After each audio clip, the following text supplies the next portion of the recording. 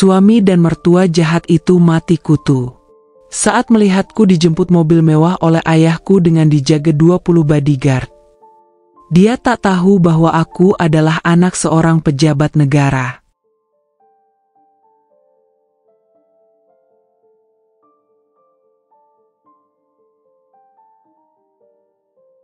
Udara lembab Jakarta selalu terasa lebih berat di pagi hari bagi Luciana. Pukul 4 subuh, saat kebanyakan orang masih terlelap dalam mimpi indah, ia sudah harus bangkit dari kasur tipis yang tak lebih nyaman dari alas lantai. Dingin lantai dapur yang menembus ke tulang punggungnya adalah teman akrab selama 3 tahun terakhir. 3 tahun sejak ia memutuskan menikah dengan Rio Prasetyo, seorang pria yang dulunya ia pikir adalah jawaban atas segala impian remajanya.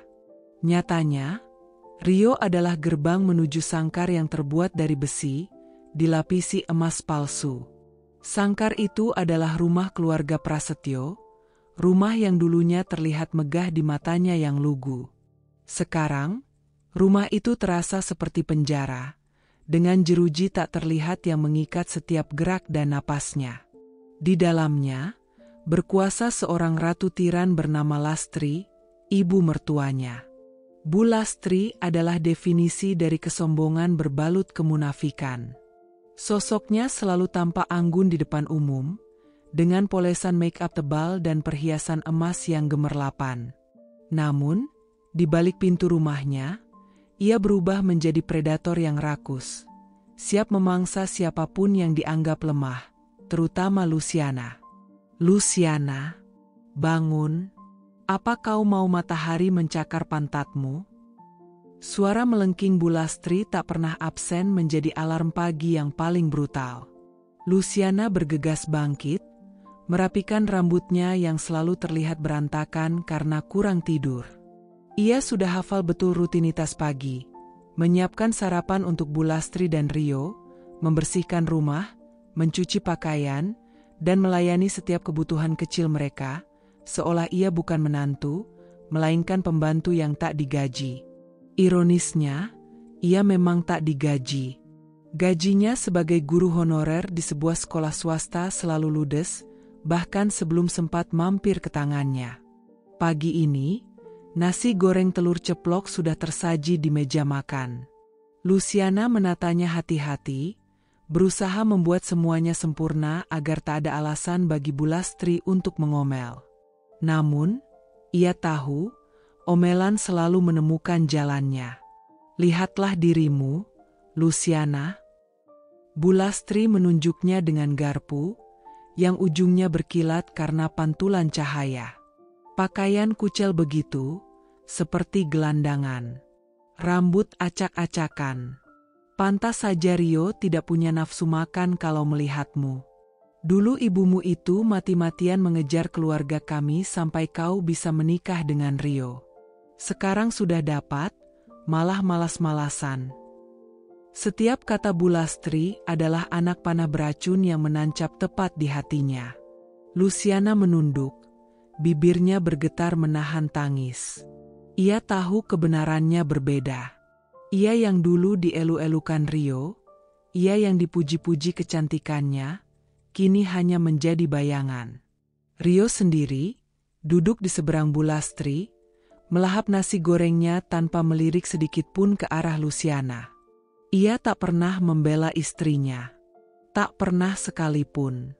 Bagi Rio, ibunya adalah mutlak, dan Luciana adalah bagian dari beban yang harus ia tanggung. Sudahlah, Ma. Rio akhirnya bersuara, mengusap mulutnya dengan serbet. Buat apa bicara dengan orang seperti dia? Hari ini kan gajian Luciana. Suruh saja dia transfer semua gajinya untuk cicilan mobil mama yang baru. Kita butuh uang muka untuk liburan ke Bali juga. Mendengar itu, Luciana merasa lututnya lemas. Gajinya yang hanya 2 juta rupiah per bulan, hasil kerja kerasnya mengajar puluhan murid, selalu lenyap begitu saja. 10 hari lagi gajinya akan turun, dan sudah ada daftar panjang kebutuhan Rio dan Bu Lastri yang harus ia penuhi. Cicilan mobil baru, uang muka liburan, perhiasan, bahkan untuk pulsa telepon Rio pun ia yang harus bayar. Sementara ia sendiri sudah berbulan-bulan tak membeli pakaian baru. Pakaian yang dikenakannya adalah pemberian dari tetangga yang kasihan melihatnya. Rio melanjutkan, tanpa peduli pada ekspresi wajah Luciana, Mama harus cepat-cepat bayar cicilan itu. Nanti kalau telat, reputasi kita bisa jelek di mata sosialita Mama. Liburan ke Bali juga penting untuk networking bisnis. Bu Lastri mengangguk setuju, raut wajahnya kembali cerah. Betul kata Rio. Kau dengar, Luciana? Jangan sampai kau membuat nama baik keluarga kami tercoreng. Pokoknya, gajimu langsung transfer ke rekening Mama. Titik. Luciana hanya bisa mengangguk pelan, tanpa suara. Air mata sudah di ujung pelupuk matanya. Ia ingin berteriak, ingin melawan, ingin lari. Namun, ia terlalu lelah. Lelah dengan perlakuan mereka, lelah dengan janji-janji manis Rio di awal pernikahan yang kini hanya menjadi abu. Ia merasa terjebak, seperti burung dalam sangkar, yang sayapnya dipatahkan dan kebebasannya direnggut. Tidak ada yang tahu, di balik penampilannya yang kucel dan tertekan, ia menyembunyikan sebuah rahasia besar. Sebuah identitas yang bahkan suaminya dan ibu mertuanya tak pernah sangka. Sebuah rahasia yang mungkin, suatu hari nanti, akan meledak dan mengubah segalanya. Luciana tumbuh dalam kemewahan yang tak terbayangkan oleh Bu Lastri maupun Rio, apalagi mereka berdua yang tak pernah repot-repot mencari tahu latar belakangnya. Ia adalah putri tunggal dari Pramudia, seorang pejabat negara tinggi yang namanya selalu disebut dengan hormat dan disegani di kancah politik Indonesia.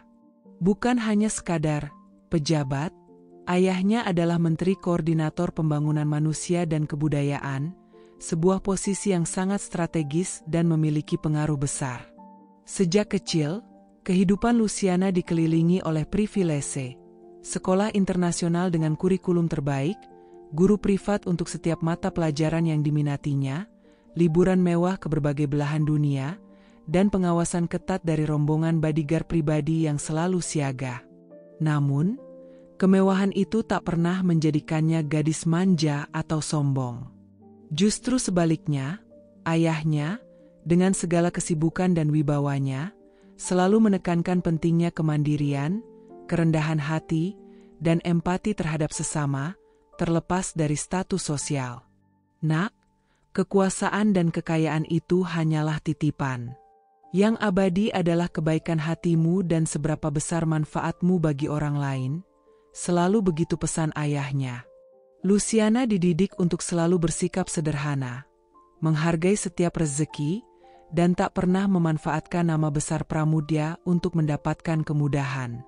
Bahkan, ia seringkali merasa terbebani dengan ekspektasi besar yang melekat pada nama keluarga. Ia mendambakan kehidupan normal, di mana ia bisa menjadi dirinya sendiri, Luciana, tanpa bayang-bayang status ayahnya yang megah. Keinginan akan kehidupan normal, inilah yang membawanya pada pertemuan dengan Rio. Saat itu, Luciana sengaja memilih universitas negeri biasa untuk melanjutkan pendidikannya, jauh dari lingkungan sosialita dan anak-anak pejabat yang biasa ia temui. Ia ingin merasakan bagaimana rasanya bergaul dengan orang-orang dari berbagai latar belakang, merasakan perjuangan yang sebenarnya. Di kampus itu, ia bertemu Rio Prasetyo. Rio adalah mahasiswa biasa, dengan penampilan yang menarik, senyum ramah, dan tutur kata yang memikat hati. Ia berasal dari keluarga menengah, yang menurut Luciana, adalah kebalikan dari kehidupannya yang serba ada dan terkungkung protokol. Luciana jatuh cinta pada sosok Rio yang, ia kira, sederhana dan tulus. Ia melihat potensi kebahagiaan sejati, sebuah kebahagiaan yang dibangun dari nol, jauh dari protokol dan pengawasan ketat yang selalu membayangi hidupnya. Ayahnya, Pramudia, tentu saja menentang keras hubungan ini. Bukan karena status sosial Rio yang biasa saja, Pramudia tak pernah peduli soal itu. Penolakan Pramudia murni karena intuisi tajamnya sebagai seorang pemimpin dan ayah yang sangat mencintai putrinya. Ia melihat ketidakjujuran dan ambisi tersembunyi di mata Rio, sebuah tatapan yang terlalu sering ia lihat dalam dunia politik yang kejam. Pramudia sudah mencoba memperingatkan Luciana berkali-kali, menjelaskan bahwa Rio bukanlah pria yang tepat untuknya, bahwa ada sesuatu yang tidak beres dengan latar belakang dan niat Rio. Ia bahkan sudah melakukan investigasi diam-diam terhadap latar belakang Rio dan keluarganya, menemukan beberapa indikasi yang tidak menyenangkan, kecenderungan berutang, gaya hidup di atas kemampuan finansial, dan mentalitas cepat kaya tanpa kerja keras. Namun, cinta telah membutakan Luciana.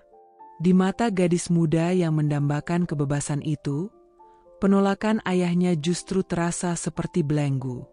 Dalam sebuah pertengkaran hebat yang jarang terjadi di keluarga mereka, Luciana nekat. Ia memilih Rio, bahkan rela melepaskan semua kenyamanan dan perlindungan ayahnya. Ayah tidak mengerti. Aku ingin hidup normal. Aku ingin dicintai apa adanya, bukan karena nama ayah. Teriaknya kala itu, dengan air mata yang mengalir deras. Ia ingin membuktikan bahwa ia bisa hidup mandiri, membangun kebahagiaannya sendiri, tanpa bergantung pada nama besar Pramudia. Ayahnya, Pramudia, yang sangat mencintai putrinya dan menghargai pilihannya meskipun berat hati, akhirnya menyerah. Ia tahu ia tak bisa memaksakan kehendak. Namun, naluri seorang ayah dan pejabat tak pernah sepenuhnya padam. Diam-diam, ia menempatkan beberapa orang kepercayaannya untuk memantau dari jauh, memastikan putrinya aman, setidaknya dari bahaya fisik yang paling ekstrim. Ia juga memutus semua akses finansial Luciana, ingin melihat sejauh mana putrinya bisa bertahan dengan pilihannya dan apakah ia akan kembali mencari perlindungan. 3 tahun berlalu. Kehidupan normal yang Luciana dambakan justru jauh dari kata normal. Ia hidup dalam kemiskinan yang mencekik, hinaan yang merendahkan, dan kekerasan emosional yang tak berkesudahan. Rio yang dulu manis dan perhatian, kini berubah menjadi suami yang penuntut, pemalas, dan tak berdaya di hadapan ibunya. Bulastri, yang awalnya bersikap ramah di awal pertemuan singkat mereka, menunjukkan wajah aslinya begitu Luciana resmi menjadi menantu. Mereka tak pernah sekalipun mencurigai latar belakang Luciana yang sebenarnya. Mereka hanya melihatnya sebagai gadis desa polos yang beruntung bisa menikah dengan Rio dan menjadi alat untuk memenuhi ambisi mereka. Identitas aslinya sebagai putri tunggal seorang pejabat tinggi negara tersimpan rapat, bagaikan bom waktu yang suatu saat akan meledak dengan dahsyat. Setiap hari adalah perjuangan bagi Luciana. Ia harus tampil seolah tak ada masalah, menyembunyikan luka dan penderitaannya dari mata dunia, bahkan dari rekan-rekan guru di sekolah yang selalu memujinya karena kesabaran dan ketekunannya. Harga dirinya terkoyak, impiannya hancur. Namun, di balik semua itu, ada percikan kecil yang masih menyala. Sebuah tekad untuk bertahan, untuk tidak menyerah, dan untuk membuktikan bahwa ia tidak selemah yang mereka kira.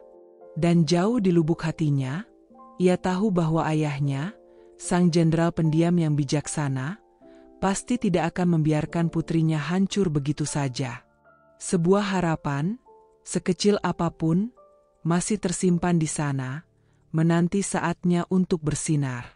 Pagi itu, udara terasa lebih dingin dari biasanya, seolah ikut merasakan beban di dada Luciana yang kian menghimpit.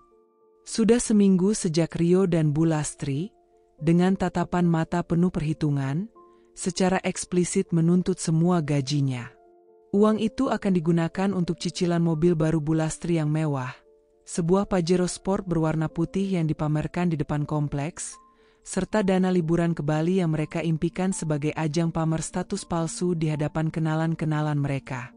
Gajian Luciana seharusnya cair hari ini, Dan ia tahu, begitu angka-angka itu muncul di layar ponselnya, ia takkan punya daya untuk menahannya. Bu Lastri sudah mengawasinya seperti elang lapar.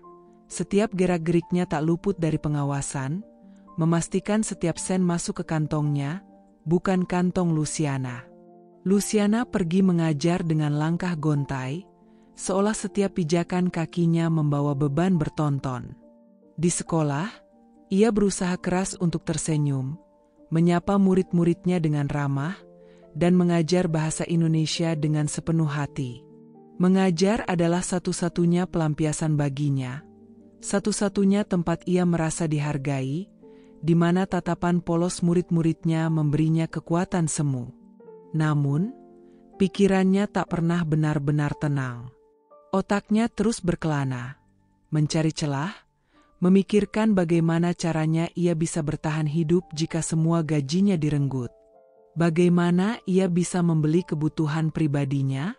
Bahkan untuk membeli pembalut bulanan saja, ia harus mencuri-curi uang sisa belanja dapur atau menahan diri hingga tak ada pilihan lain, mengandalkan belas kasihan toko kelontong di dekat rumah yang sering memberinya bon. Pulang dari sekolah di terik siang, ia mendapati pemandangan yang sudah ia duga. Bu Lastri sudah duduk manis di sofa ruang tamu, dengan ponsel di tangan dan ekspresi tak sabar yang terpampang jelas di wajahnya. Rio juga ada di sana, memainkan game di ponselnya, namun sesekali melirik Luciana dengan tatapan menuntut yang tak sabar, seolah ia adalah mesin ATM yang baru saja siap beroperasi. "Cepat sini, Luciana. Sudah transfer gajimu ke rekening Mama?" Seru Bu Lastri tanpa basa-basi, suaranya melengking tajam begitu Luciana membuka pintu. Tidak ada sapaan, tidak ada pertanyaan tentang bagaimana harinya. Yang ada hanya tuntutan. Luciana mengangguk pelan. Jantungnya sudah berdegup kencang sejak ia memasuki gerbang rumah. "Sudah, Ma. Barusan saja saya transfer semua." Begitu masuk notifikasi, Bu Lastri segera meraih ponselnya. Ibu jarinya bergerak cepat di layar. Senyum puas merekah di wajahnya saat melihat angka-angka transfer dari rekening Luciana terpampang jelas. "Bagus. Nah, begitu dong menantu yang patuh. Jangan sampai menyusahkan keluarga ini dengan alasan macam-macam." Nada suaranya berubah sedikit lebih lembut, namun tetap mengandung keangkuhan. Namun, senyum itu hanya bertahan sesaat. Kening Bu Lastri berkerut, matanya menyipit penuh kecurigaan saat ia menelaah detail transaksi. "Tapi, ini kenapa cuma 2 juta? Bukannya gajimu 2,5 juta, ya?" "Kau mencoba menyembunyikan uang, Luciana?" tuduhnya, suaranya kembali meninggi dan penuh ancaman. Jantung Luciana berdegup kencang, memukul-mukul rusuknya seolah ingin keluar. Ia memang sengaja menyisihkan Rp500.000, bukan untuk hal mewah, melainkan untuk membeli vitamin dan obat-obatan yang sudah lama ia butuhkan. Tubuhnya seringkali lemas, pusing, dan sakit-sakitan karena kurang gizi, kurang istirahat, dan tekanan mental yang tak henti. Ia sudah sering menahan mual dan pusing di kelas. Khawatir jika ia pingsan, mereka akan semakin menuduhnya drama. "Tidak, Ma. Itu, ada potongan BPJS dan pajak yang otomatis terpotong dari sekolah." Luciana mencoba beralasan, suaranya bergetar, berusaha agar terdengar yakin meskipun ia tahu alasannya rapuh. "Alasan saja. Potongan BPJS itu sedikit. Tidak sampai segini. Kau mau membohongi Mama?" Bu Lastri bangkit berdiri, wajahnya merah padam, pembuluh darah di pelipisnya terlihat jelas. Tangannya sudah terulur, menuntut. "Mana ponselmu? Biar Mama cek riwayat transfer dan pengeluaranmu." Rio, yang sedari tadi hanya terpaku pada gamenya, seketika bangkit dan dengan gerakan cepat merebut ponsel Luciana dari genggamannya yang gemetar. Ia membuka aplikasi mobile banking Luciana, men-scroll riwayat transaksi dengan tatapan mata tajam. "Benar, Ma. Dia bohong. Ada transaksi penarikan tunai 500.000 kemarin sore. Dan itu bukan potongan apapun. Untuk apa ini, Luciana?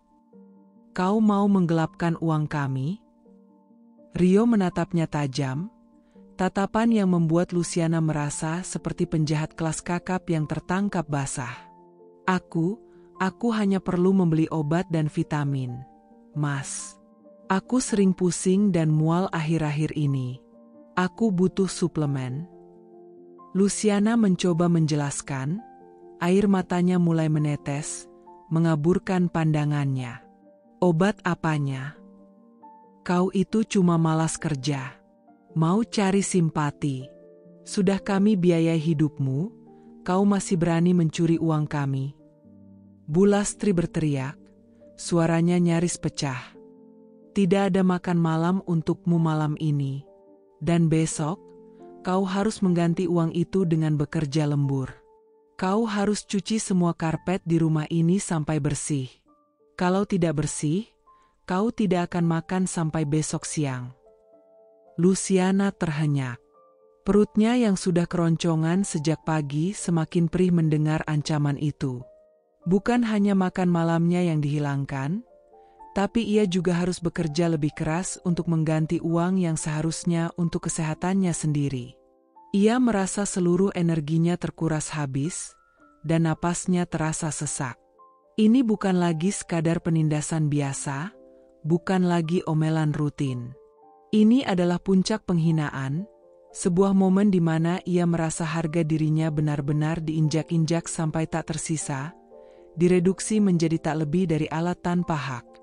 Malam itu, Luciana tidur dengan perut kosong yang bergejolak dan air mata yang terus mengalir, membasahi bantal tipisnya. Ia memandangi langit-langit kamar yang gelap, bertanya-tanya sampai kapan ia harus menanggung semua ini. Rasa putus asa menyelimutinya bagaikan selimut tebal yang menyesakkan. Namun, di tengah keputusasaan itu, di antara isak tangisnya yang tertahan, sebuah bisikan samar mulai muncul dari sudut hatinya. Bisikan tentang keadilan yang ia dambakan, bisikan tentang seseorang yang mungkin masih peduli padanya, seseorang yang ia tinggalkan demi pilihan yang salah ini. Sebuah titik pemicu telah tercapai. Hatinya yang selama ini pasrah dan menelan semua perlakuan, kini mulai meronta, mencari jalan keluar, seolah ada percikan api yang baru saja menyala dalam kegelapan. Malam itu, dinginnya lantai dapur terasa menusuk hingga ke sumsum tulang Luciana.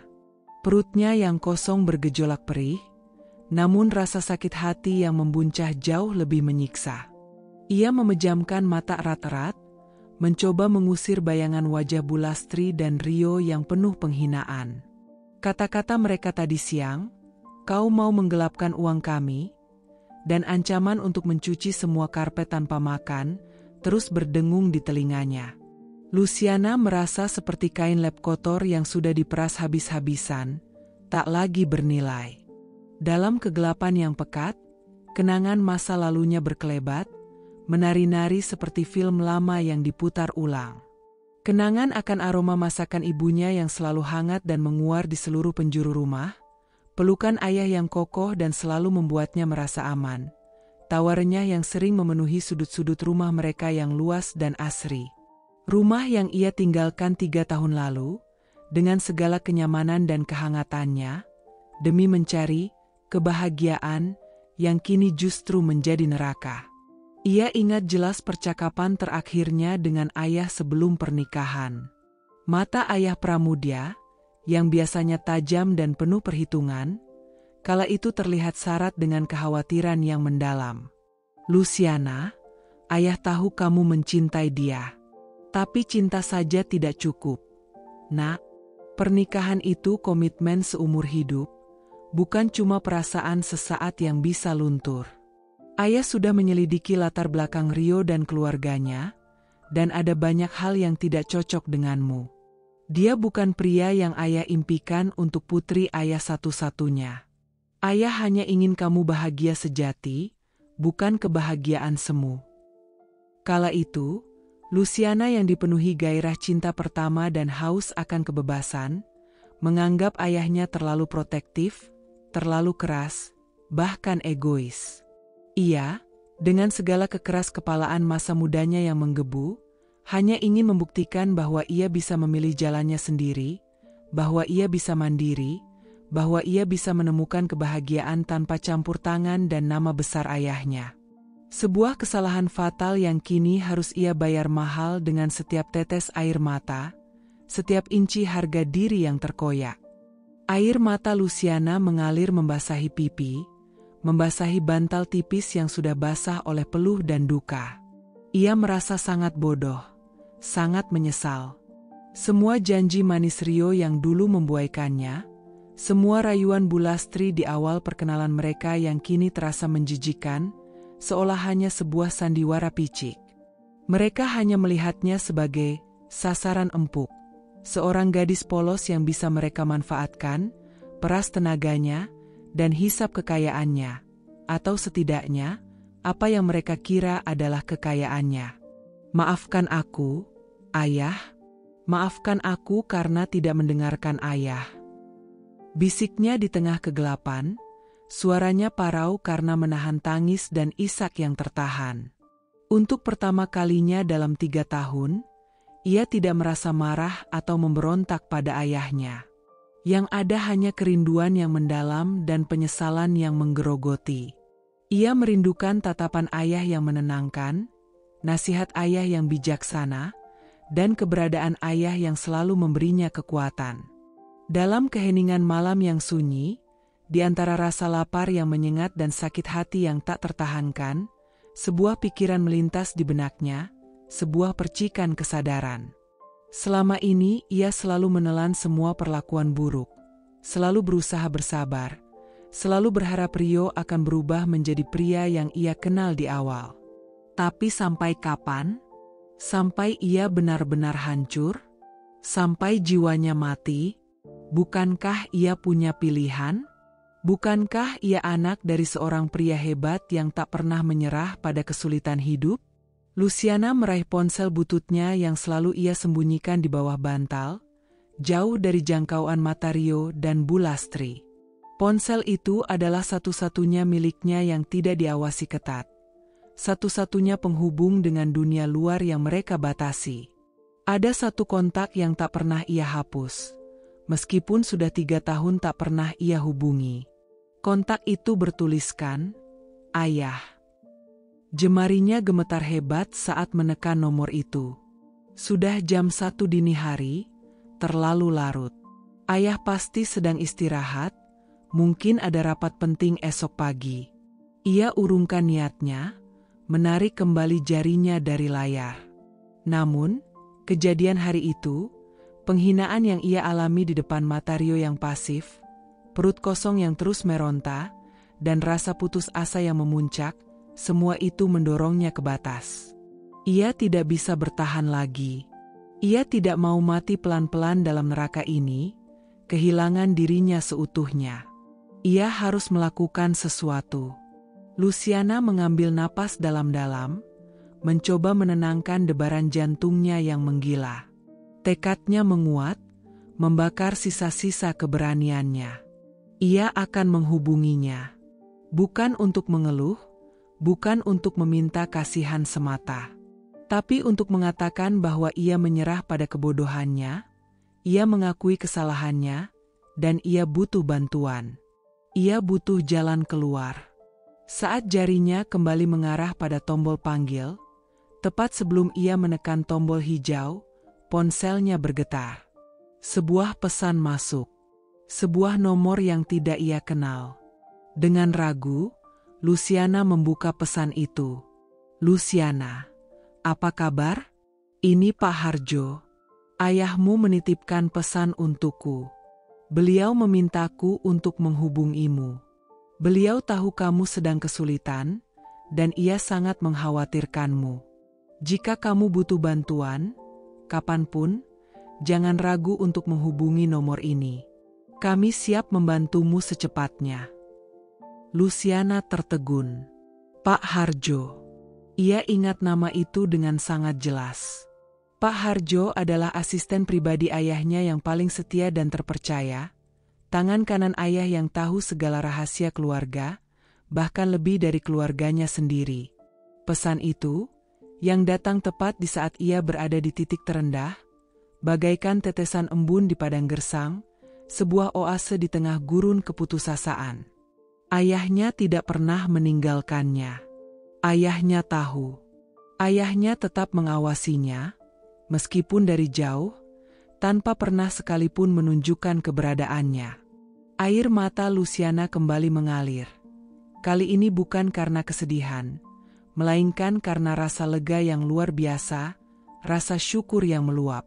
Harapan yang selama ini hanya setitik kecil di dalam hatinya, kini membesar menjadi cahaya terang yang menembus kegelapan. Bisikan perubahan itu tidak hanya datang dari dalam dirinya, dari kesadarannya untuk melawan, tetapi juga datang dari luar, dari orang yang paling ia rindukan dan sesali telah ia tinggalkan. Ini adalah sebuah sinyal. Sinyal bahwa ia tidak sendiri. Sinyal bahwa sudah saatnya ia mengakhiri sandiwara neraka ini dan merebut kembali hidupnya. Keesokan paginya, Luciana terbangun dengan tubuh terasa remuk redam, seolah semalam ia menjadi samsak hidup.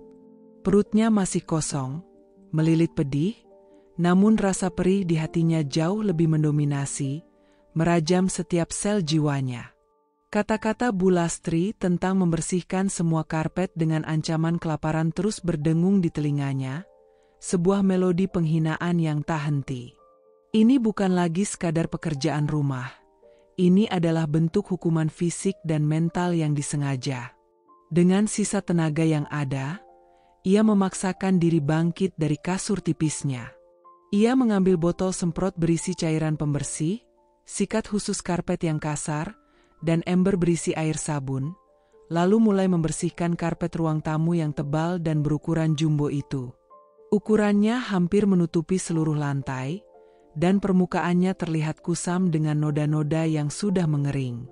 Aroma sabun pembersih yang menyengat memenuhi indera penciumannya, menusuk hingga ke kepala, namun ia terus menggosok, berusaha menghilangkan setiap noda kecil, setiap jejak debu, seolah membersihkan jiwanya sendiri dari kotoran. Saat Luciana sedang berlutut, dengan lutut yang sudah terasa ngilu karena bergesekan dengan lantai, Bu Lastri muncul dari dapur. Tangannya memegang piring berisi nasi goreng telur dan sosis yang mengepulkan asap, aromanya menyebar ke seluruh ruangan, menggoda indera penciuman Luciana yang kelaparan. Bu Lastri duduk santai di sofa yang empuk, sofa yang belum sempat Luciana bersihkan, lalu mulai menyantap sarapannya dengan gestur yang terlalu santai, seolah sengaja memamerkan kenikmatan itu di depan Luciana yang kelaparan dan tak berdaya. Kau harus belajar dari kesalahanmu, Luciana. Jangan pernah coba-coba menipu keluarga ini lagi, ujar Bu Lastri di sela-sela kunyahannya, suaranya terdengar datar namun penuh peringatan. 500.000 itu sangat berarti bagi kami. Itu uang untuk kebutuhan penting, bukan untuk bersenang-senangmu yang tidak jelas. Ingat, sampai bersih semua karpetnya. Kalau tidak bersih, kau tahu akibatnya. Luciana hanya menunduk, terus menggosok dengan gerakan monoton. Kepalanya serasa berputar. Air matanya menetes, tak tertahankan, bercampur dengan busa sabun dan keringat yang membasahi wajahnya. Ia merasa sangat rendah, seperti kotoran yang harus dibersihkan, objek yang tak memiliki harga diri. Namun, di balik rasa sakit dan kehinaan itu, ada sesuatu yang berbeda. Ada sebuah tekad baru yang mengeras di dalam dirinya, seperti baja. Ia tidak akan membiarkan dirinya hancur begitu saja. Ia tidak akan mati dalam keheningan, menanggung penderitaan ini sendirian. Siang hari, saat matahari mulai terik dan menyengat, Rio pulang dari ngopi bersama teman-temannya. Rambutnya rapi, pakaiannya bersih, kontras sekali dengan penampilan Luciana yang sudah lusuh dan berkeringat. Ia melihat Luciana masih bergumul dengan karpet, kini sudah merayap ke bagian tengah ruang tamu. Bukannya menawarkan bantuan atau setidaknya empati, Rio malah dengan sengaja membuang puntung rokoknya ke dekat tempat Luciana bekerja. Abunya berhamburan mengotori karpet yang baru saja Luciana bersihkan sebagian. "Lambat sekali kau, Luciana. Karpet sekecil itu saja seharian tidak selesai. Memang benar kata Mama, kau ini pemalas dan cuma bisa menyusahkan." Cibirnya dengan nada merendahkan, lalu masuk ke kamar, meninggalkan Luciana dengan napas terengah-engah dan hati yang membara. Luciana menatap puntung rokok itu, sebuah noda baru yang disengaja, sebuah simbol penghinaan yang disengaja. Amarah menyala di dadanya, membakar habis kesabarannya. Ia ingin berteriak, ingin membalas, ingin melempar sikat itu ke wajah Rio. Tapi ia tahu itu hanya akan memperburuk keadaan, membuat hukumannya semakin berat. Ia memejamkan mata, menarik napas dalam-dalam, berusaha meredam gejolak emosi dalam dirinya, lalu kembali menggosok dengan lebih keras, menyalurkan semua amarahnya ke gesekan sikat pada serat karpet.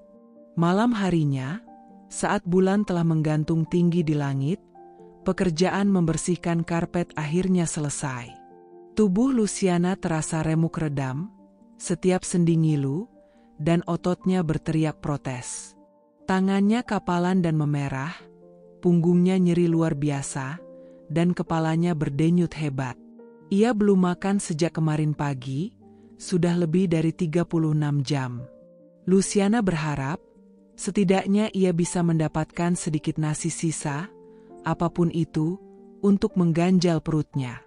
Namun, begitu ia masuk dapur, ia melihat Rio dan Bu Lastri sudah menghabiskan makan malam mereka. Meja makan sudah bersih mengkilap, tak ada sisa, seolah mereka tak pernah makan di sana. "Sudah selesai cuci karpetnya?" tanya Bu Lastri datar, nyaris tanpa ekspresi, sambil menyeruput teh hangatnya. Luciana mengangguk, nyaris tak bersuara, tenggorokannya kering dan tercekat. "Bagus. Nah, sekarang kau tahu rasanya kalau mencoba main-main dengan kami. Sekarang sana, tidur. Jangan harap bisa makan kalau kelakuanmu masih begitu dan mencoba menipu lagi." Bu Lastri bangkit dari kursinya, memberikan tatapan mencemooh, lalu masuk ke kamar, disusul Rio yang bahkan tidak melirik Luciana. Pintu kamar tertutup dengan bunyi berderit, meninggalkan Luciana sendiri dalam kesunyian yang mencekam. Luciana berdiri terpaku di tengah dapur yang bersih. Matanya memanas, air mata tak lagi bisa ditahan. Ini keterlaluan. Ini bukan lagi sekadar hukuman. Ini adalah perlakuan yang menyiksa, sebuah upaya sistematis untuk meruntuhkan mentalnya. Mereka benar-benar ingin melihatnya hancur, menyerah sepenuhnya. Di tengah keputusasaan yang melanda, pesan dari Pak Harjo terlintas kembali di benaknya, bagaikan mercusuar di tengah badai.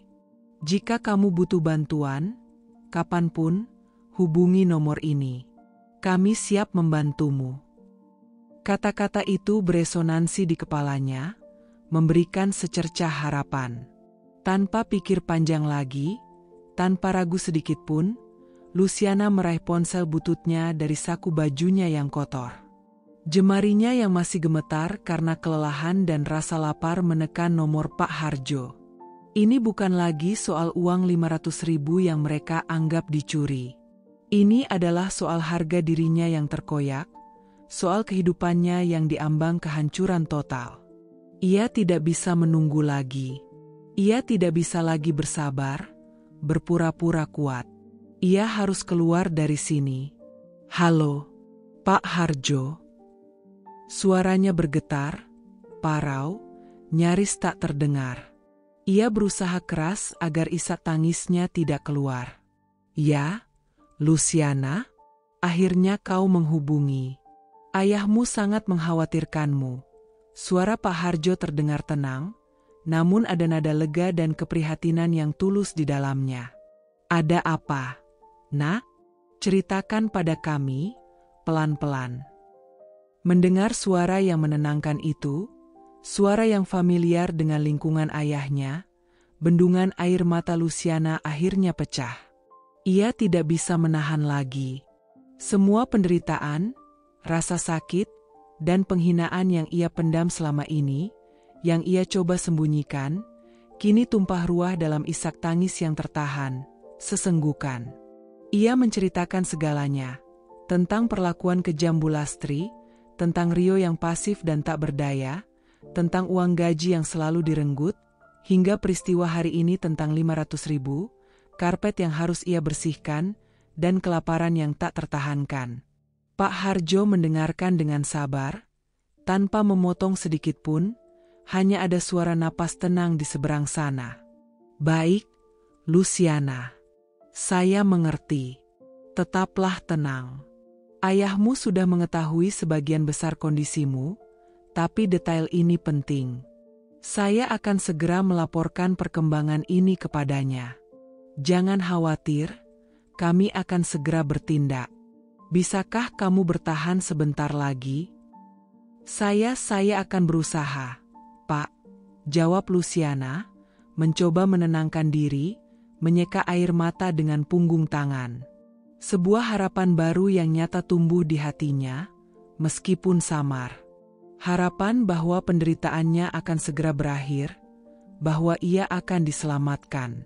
Ini adalah langkah pertama, upaya kecil namun krusial, untuk merebut kembali hidupnya dari cengkeraman sangkar emas palsu yang menyesakan ini. Luciana mendekat dengan hati-hati, langkahnya terasa berat. Ia melihat Bu Lastri dan Rio sudah duduk di meja makan. Di tangan Bu Lastri ada sebuah tablet. Layarnya menampilkan beberapa gambar perhiasan emas dan tas mewah yang berkilauan, terlihat sangat mahal. Rio, seperti biasa, hanya sibuk dengan ponselnya, namun sesekali mengangkat kepala untuk melirik Luciana dengan tatapan licik. Begini, Nak Luciana, Bu Lastri memulai dengan senyum lebar yang terasa dingin dan palsu, senyum yang tak sampai ke matanya. Mama dan Rio sudah bicara panjang lebar tadi malam. Mengingat pengorbananmu yang sudah bekerja keras untuk kami, meskipun Mama akui hasilnya masih kurang maksimal, kami memutuskan untuk memberimu hadiah sebagai bentuk penghargaan. Jantung Luciana mencelos. Hadiah? Dari mereka? Firasat buruk melintas di benaknya, lebih dingin dari embun pagi. Tidak ada hadiah cuma-cuma dari Bu Lastri. Kami sudah daftarkan kamu untuk asuransi jiwa. Bu Lastri melanjutkan, nada suaranya terdengar begitu manis, namun bagi Luciana, itu terasa seperti racun. Asuransi jiwa? Sebuah pertanyaan besar muncul di benak Luciana, disertai rasa mual yang tiba-tiba. Asuransi jiwa? MA? Kenapa tiba-tiba sekali? Tanyanya, berusaha menyembunyikan kecemasan yang tiba-tiba melandanya. Kata-kata itu terdengar menakutkan, seperti lonceng kematian yang samar-samar terdengar. Tentu saja untuk masa depanmu, Nak, dan masa depan kami juga, sahut Rio dengan enteng, tanpa mengangkat pandangan dari ponselnya. Kan tidak ada yang tahu umur seseorang. Kalau nanti terjadi apa-apa padamu, Mama dan Mas bisa mendapatkan uang tunai yang lumayan besar. Ini kan untuk kebaikan bersama, Luciana. Biar Mama dan Mas juga tenang kalau ada apa-apa. Rio menyeringai kecil, seolah membayangkan keuntungan besar di depan mata. Wajah Luciana seketika memucat pasi, darah seolah mengering dari tubuhnya. Ia tahu betul maksud terselubung di balik ucapan Rio. Keluarga ini tidak pernah peduli padanya, apalagi memikirkan masa depannya yang sesungguhnya. Mereka hanya memikirkan diri sendiri, keuntungan pribadi. Ini pasti terkait dengan uang, dan uang yang sangat besar. Mereka ingin mendapatkan uang dari kematiannya. Teror baru ini terasa lebih dingin dan mengerikan dari semua caci maki atau perintah yang pernah ia terima. Ini adalah ancaman baru yang tersembunyi, sebuah rencana jahat yang perlahan terkuak di hadapannya. Tapi MA, saya kan masih muda, dan saya merasa sehat-sehat saja. Kenapa harus asuransi jiwa sekarang? Luciana mencoba menolak.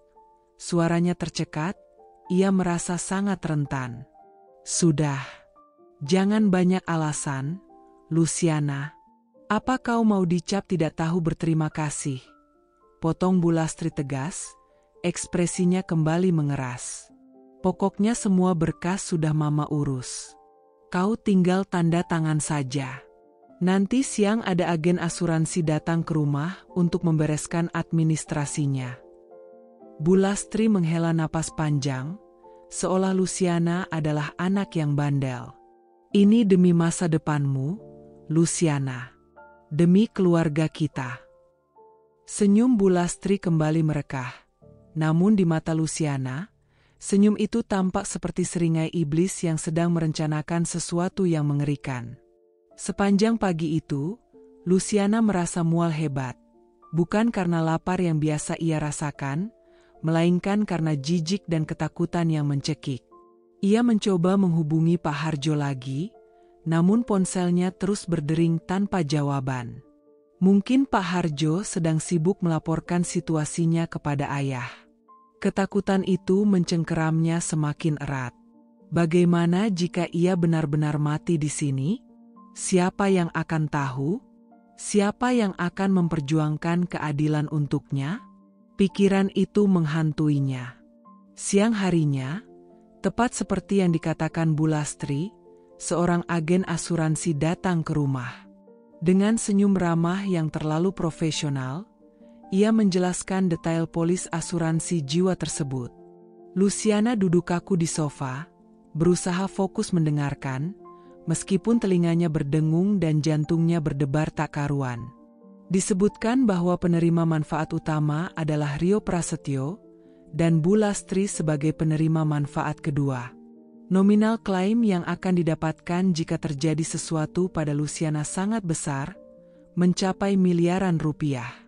Luciana harus tanda tangan di beberapa tempat yang sudah ditandai. Tangannya gemetar hebat saat memegang pulpen. Ia merasa seperti sedang menandatangani surat kematiannya sendiri, sebuah kontrak yang akan memuluskan jalan mereka untuk menyingkirkannya. Cepat tanda tangan, Luciana. Jangan pakai acara drama yang tidak penting seperti ini, bisik Rio di sampingnya, suaranya pelan namun penuh ancaman, matanya menatap tajam, memastikan Luciana tidak berulah. Dengan berat hati dan pikiran yang kacau, Luciana membubuhkan tanda tangannya di setiap lembar dokumen. Setiap goresan pulpen terasa seperti paku yang dipalu ke dalam peti mati yang tak terlihat.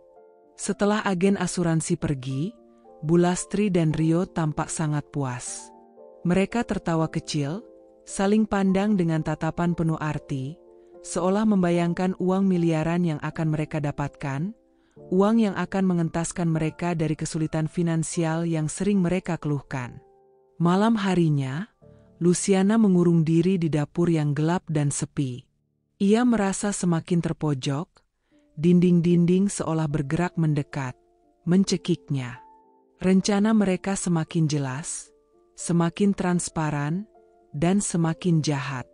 Mereka tidak hanya ingin memeras tenaganya, tapi juga nyawanya, menjadikan dirinya sebagai investasi berdarah. Ia harus segera bertindak, harus segera memberitahukan ini kepada ayahnya. Ia meraih ponselnya lagi, mencari kontak Pak Harjo. Kali ini, ia bertekad untuk tidak menyerah sampai terhubung, sampai suaranya didengar.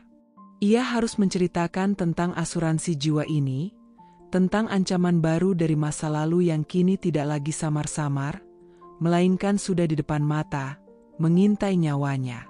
Ia harus memberitahu ayahnya bahwa bahaya itu sudah di depan mata, dan ia butuh pertolongan secepatnya. Panggilan telepon Luciana kepada Pak Harjo malam itu memang sedikit banyak melegakan hatinya. Ada secercah harapan, janji akan bantuan yang akan datang, seolah secari kertas pengampunan telah tiba. Namun, itu tidak sepenuhnya menghilangkan kegelisahannya. Ia tahu, tindakan ayahnya pasti akan melibatkan persiapan matang dan strategi yang cermat. apalagi mengingat posisi ayah yang seorang pejabat tinggi negara, dan itu semua butuh waktu. Sementara itu, ia masih harus menghadapi realitas pahit di rumah keluarga Prasetyo, yang kini terasa semakin mencekam, bagaikan jebakan yang mengunci semakin rapat. Keesokan harinya, Luciana terbangun dengan perasaan sedikit lebih kuat. Setidaknya, ia tahu ia tidak sendirian lagi, tidak lagi berperang seorang diri di medan perang yang tak seimbang ini. Ia mencoba melakukan rutinitas paginya seperti biasa. Menyiapkan sarapan, membersihkan rumah, semua dilakukan dengan gerakan otomatis dan hambar, meskipun tubuhnya masih terasa pegal linu dan kepalanya sedikit pusing akibat kurang tidur dan nutrisi. Ia berusaha menyiapkan sarapan dengan lebih cepat dari biasanya, bergerak secepat mungkin, berharap bisa menghindari konfrontasi pagi yang selalu ia benci dan takutkan.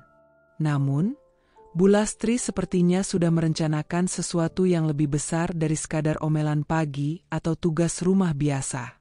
"Luciana," panggil Bu Lastri dari ruang makan, suaranya terdengar tidak seganas biasanya. Justru ada nada manis yang dibuat-buat, nada yang terlalu ramah, yang seketika membuat naluri Luciana berteriak waspada. Ia sudah tahu, setiap kali Bu Lastri bersikap manis, pasti ada udang di balik batu, atau lebih tepatnya, belati di balik senyum. "Kemari sebentar, Mama ada berita bagus untukmu." Luciana mendekat dengan langkah ragu, hatinya berdebar tak karuan. Ia melihat Bu Lastri dan Rio sudah duduk di meja makan, dengan piring-piring penuh makanan dan cangkir teh hangat di hadapan mereka. Di tangan Bu Lastri ada sebuah daftar panjang yang tertulis di selembar kertas. Sementara di layar tabletnya menampilkan beberapa gambar perhiasan emas dan tas mewah yang berkilauan, terlihat sangat mahal. Rio, seperti biasa, hanya sibuk dengan ponselnya. Namun sesekali mengangkat kepala untuk melirik Luciana dengan tatapan licik dan tak sabar, seolah ia adalah budak yang siap menerima perintah. "Begini, Nak Luciana," Bu Lastri memulai dengan senyum lebar yang terasa dingin dan palsu, senyum yang tak sampai ke matanya. "Mengingat pengorbananmu yang sudah bekerja keras untuk kami, meskipun Mama akui hasilnya masih kurang maksimal dan banyak kekurangan, kami memutuskan untuk memberimu hadiah sebagai bentuk penghargaan." Luciana bisa melihat matanya berbinar bukan karena tulus, melainkan karena ambisi dan perhitungan. "Kami sudah daftarkan kamu untuk asuransi jiwa." Jantung Luciana mencelos. Asuransi jiwa? Sebuah firasat buruk melintas di benaknya, lebih dingin dan menusuk daripada embun pagi. Tidak ada hadiah cuma-cuma dari Bu Lastri atau Rio. Ini pasti terkait dengan uang. Mereka ingin mendapatkan uang dari kematiannya. Teror baru ini terasa lebih dingin dan mengerikan dari semua caci maki atau perintah yang pernah ia terima. Ini adalah ancaman baru yang tersembunyi, sebuah rencana jahat yang perlahan terkuak di hadapannya, menggantikan rasa takut biasa dengan kengerian yang lebih dalam. "Asuransi jiwa, MA? Kenapa tiba-tiba sekali?" tanyanya, berusaha menyembunyikan kecemasan yang tiba-tiba melandanya. Kata-kata itu terdengar menakutkan, seperti lonceng kematian yang samar-samar terdengar di telinganya. "Tentu saja untuk masa depanmu, Nak, dan masa depan kami juga," sahut Rio dengan enteng, tanpa mengangkat pandangan dari ponselnya, seolah ini adalah hal yang paling normal di dunia. "Kan tidak ada yang tahu umur seseorang. Kalau nanti terjadi apa-apa padamu, Mama dan Mas bisa mendapatkan uang tunai yang lumayan besar. Ini kan untuk kebaikan bersama, Luciana. Biar Mama dan Mas juga tenang kalau ada apa-apa." Rio menyeringai kecil, senyum licik yang membuat Luciana mual. Ia jelas membayangkan keuntungan besar yang akan segera ia raih. Wajah Luciana seketika memucat pasi, darah seolah mengering dari tubuhnya. Ia tahu betul maksud terselubung di balik ucapan Rio. Keluarga ini tidak pernah peduli padanya, apalagi memikirkan masa depannya yang sesungguhnya. Mereka hanya memikirkan diri sendiri, keuntungan pribadi. Mereka tidak melihatnya sebagai manusia, melainkan sebagai aset yang bisa diuangkan. Tapi saya kan masih muda, dan saya merasa sehat-sehat saja. Kenapa harus asuransi jiwa sekarang? Luciana mencoba menolak lagi. Suaranya tercekat, ia merasa sangat rentan dan terjebak. Sudah. Jangan banyak alasan, Luciana. Apa kau mau dicap tidak tahu berterima kasih? Potong Bu Lastri tegas, ekspresinya kembali mengeras, aura manisnya lenyap seketika. Pokoknya semua berkas sudah Mama urus. Kau tinggal tanda tangan saja. Nanti siang ada agen asuransi datang ke rumah untuk membereskan administrasinya. Bu Lastri menghela napas panjang, seolah Luciana adalah anak yang bandel dan merepotkan. Ini demi masa depanmu, Luciana. Demi keluarga kita. Senyum Bu Lastri kembali merekah. Namun di mata Luciana, senyum itu tampak seperti seringai iblis yang sedang merencanakan sesuatu yang mengerikan, sebuah ritual pengorbanan. Sepanjang pagi itu, Luciana merasa mual hebat. Bukan karena lapar yang biasa ia rasakan, melainkan karena jijik dan ketakutan yang mencekik. Ia mencoba menghubungi Pak Harjo lagi, berulang kali, namun ponselnya terus berdering tanpa jawaban. Mungkin Pak Harjo sedang sibuk melaporkan situasinya kepada ayah, atau ayah sedang dalam pertemuan penting yang tak bisa diganggu. Ketakutan itu mencengkeramnya semakin erat, mencengkeram paru-parunya. Bagaimana jika ia benar-benar mati di sini? Siapa yang akan tahu? Siapa yang akan memperjuangkan keadilan untuknya? Pikiran itu menghantuinya tanpa henti. Siang harinya, tepat seperti yang dikatakan Bu Lastri, seorang agen asuransi datang ke rumah.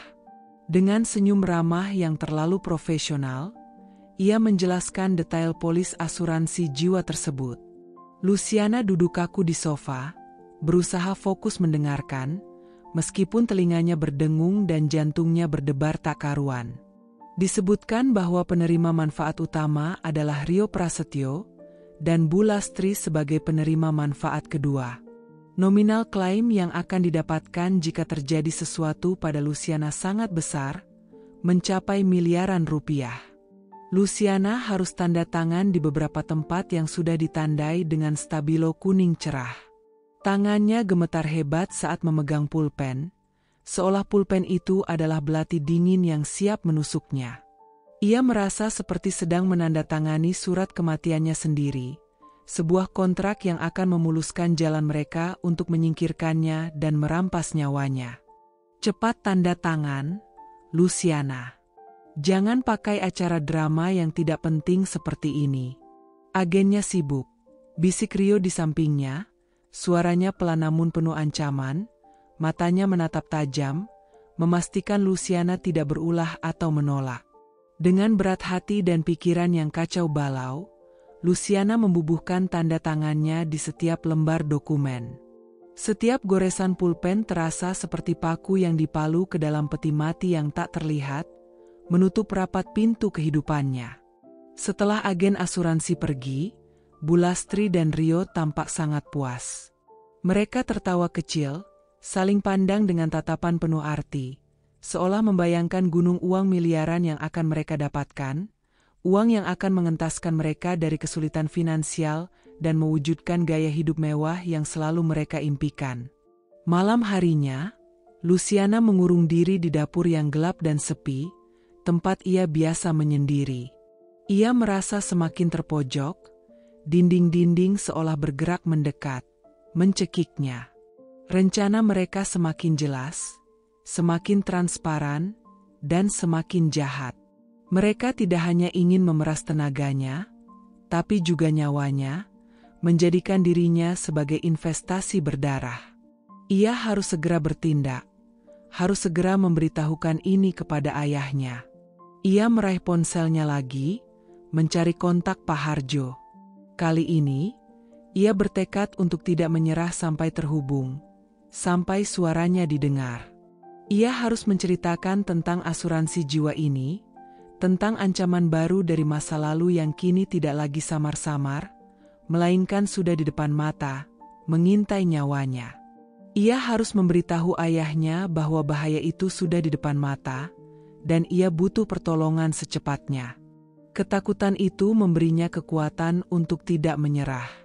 Malam itu, setelah berhasil menghubungi Pak Harjo dan mencurahkan semua ketakutannya, terutama tentang polis asuransi jiwa yang baru saja ia tanda tangani, Luciana merasakan sedikit beban terangkat dari dadanya. Meskipun ia tidak mendapatkan solusi instan, mendengar suara Pak Harjo yang tenang, berwibawa, dan janjinya untuk bertindak membuat Luciana merasa tidak lagi sendirian. Ia tahu, ayahnya pasti akan marah besar mendengar semua ini, kemarahan yang bisa menggetarkan gedung-gedung pemerintahan, namun kemarahan itu justru memberinya rasa aman. Keesokan harinya, Luciana menjalani harinya seperti biasa, namun dengan kewaspadaan yang jauh lebih tinggi. Ia berusaha bersikap normal, melakukan semua tugas rumah tangga tanpa mengeluh sedikit pun. Bahkan saat Bu Lastri kembali menyuruhnya mencuci tumpukan baju kotor Rio yang menggunung dan berbau apek. Luciana tahu, ia harus menjaga wajahnya tetap datar, tidak menunjukkan sedikit pun tanda perlawanan, atau bahkan secuil harapan di matanya. Rio dan Bu Lastri harus tetap merasa bahwa ia masih dalam kendali penuh mereka, pasrah, dan tidak berdaya, seperti boneka yang bisa dimainkan sesuka hati. Namun, di dalam hatinya yang paling dalam, sebuah rencana mulai terbentuk, sebuah strategi untuk melarikan diri dari sangkar emas palsu ini. Ia harus bertemu Pak Harjo, atau setidaknya mendapatkan instruksi yang lebih jelas dan konkret tentang langkah selanjutnya. Ponsel bututnya tidak lagi aman. Ia sadar Rio dan Bu Lastri bisa sewaktu-waktu memeriksanya. Ia butuh cara yang lebih rahasia dan aman untuk berkomunikasi. Saat sore hari, ketika semua pekerjaan rumah yang tak ada habisnya sudah selesai dan Rio serta Bu Lastri sedang asyik menonton televisi di ruang keluarga, tertawa terbahak-bahak menikmati sinetron murahan, Luciana menyelinap diam-diam ke kamarnya. Ia membuka dompetnya yang kosong melompong. Di dalamnya, ada sebuah kartu nama lama, sudah sedikit usang dan terlipat di beberapa bagian, yang diberikan oleh salah satu rekan guru seniornya, Bu Ratna, sekitar setahun lalu. Tertulis di sana alamat sebuah toko buku kecil di pusat kota, Toko Buku Aksara Jaya, tempat yang bisa ia gunakan sebagai alasan yang masuk akal untuk keluar sebentar dari rumah. Ia meraih ponsel bututnya dan dengan tangan gemetar, mengirimkan pesan singkat ke nomor Pak Harjo yang disimpannya kemarin. "Pak, saya butuh bicara.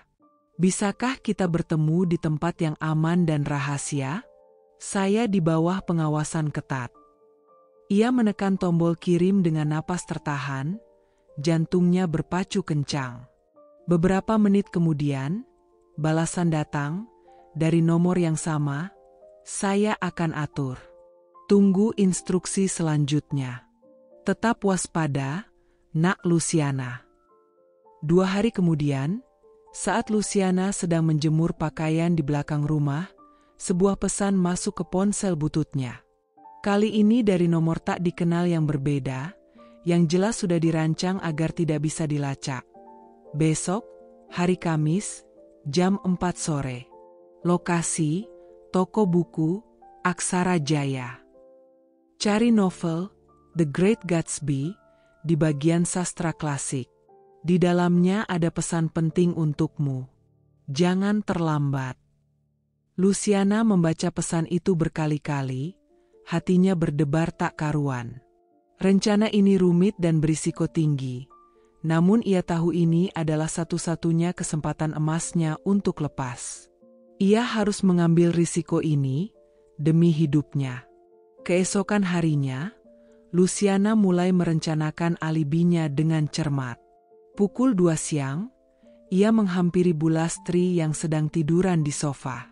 "Ma, saya butuh beli buku referensi bahasa Indonesia yang baru untuk mengajar murid kelas 9 besok. Ada toko buku di dekat sekolah yang katanya lengkap sekali koleksinya. Judulnya, Aksara Jaya, katanya dengan nada memohon, berusaha terdengar natural dan polos.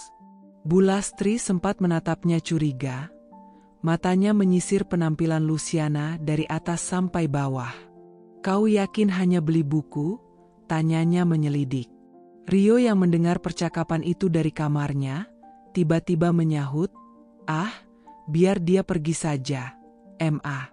Biar tidak di rumah terus, nanti stres dan tidak produktif. Lagi pula, dia tidak pegang uang kan?"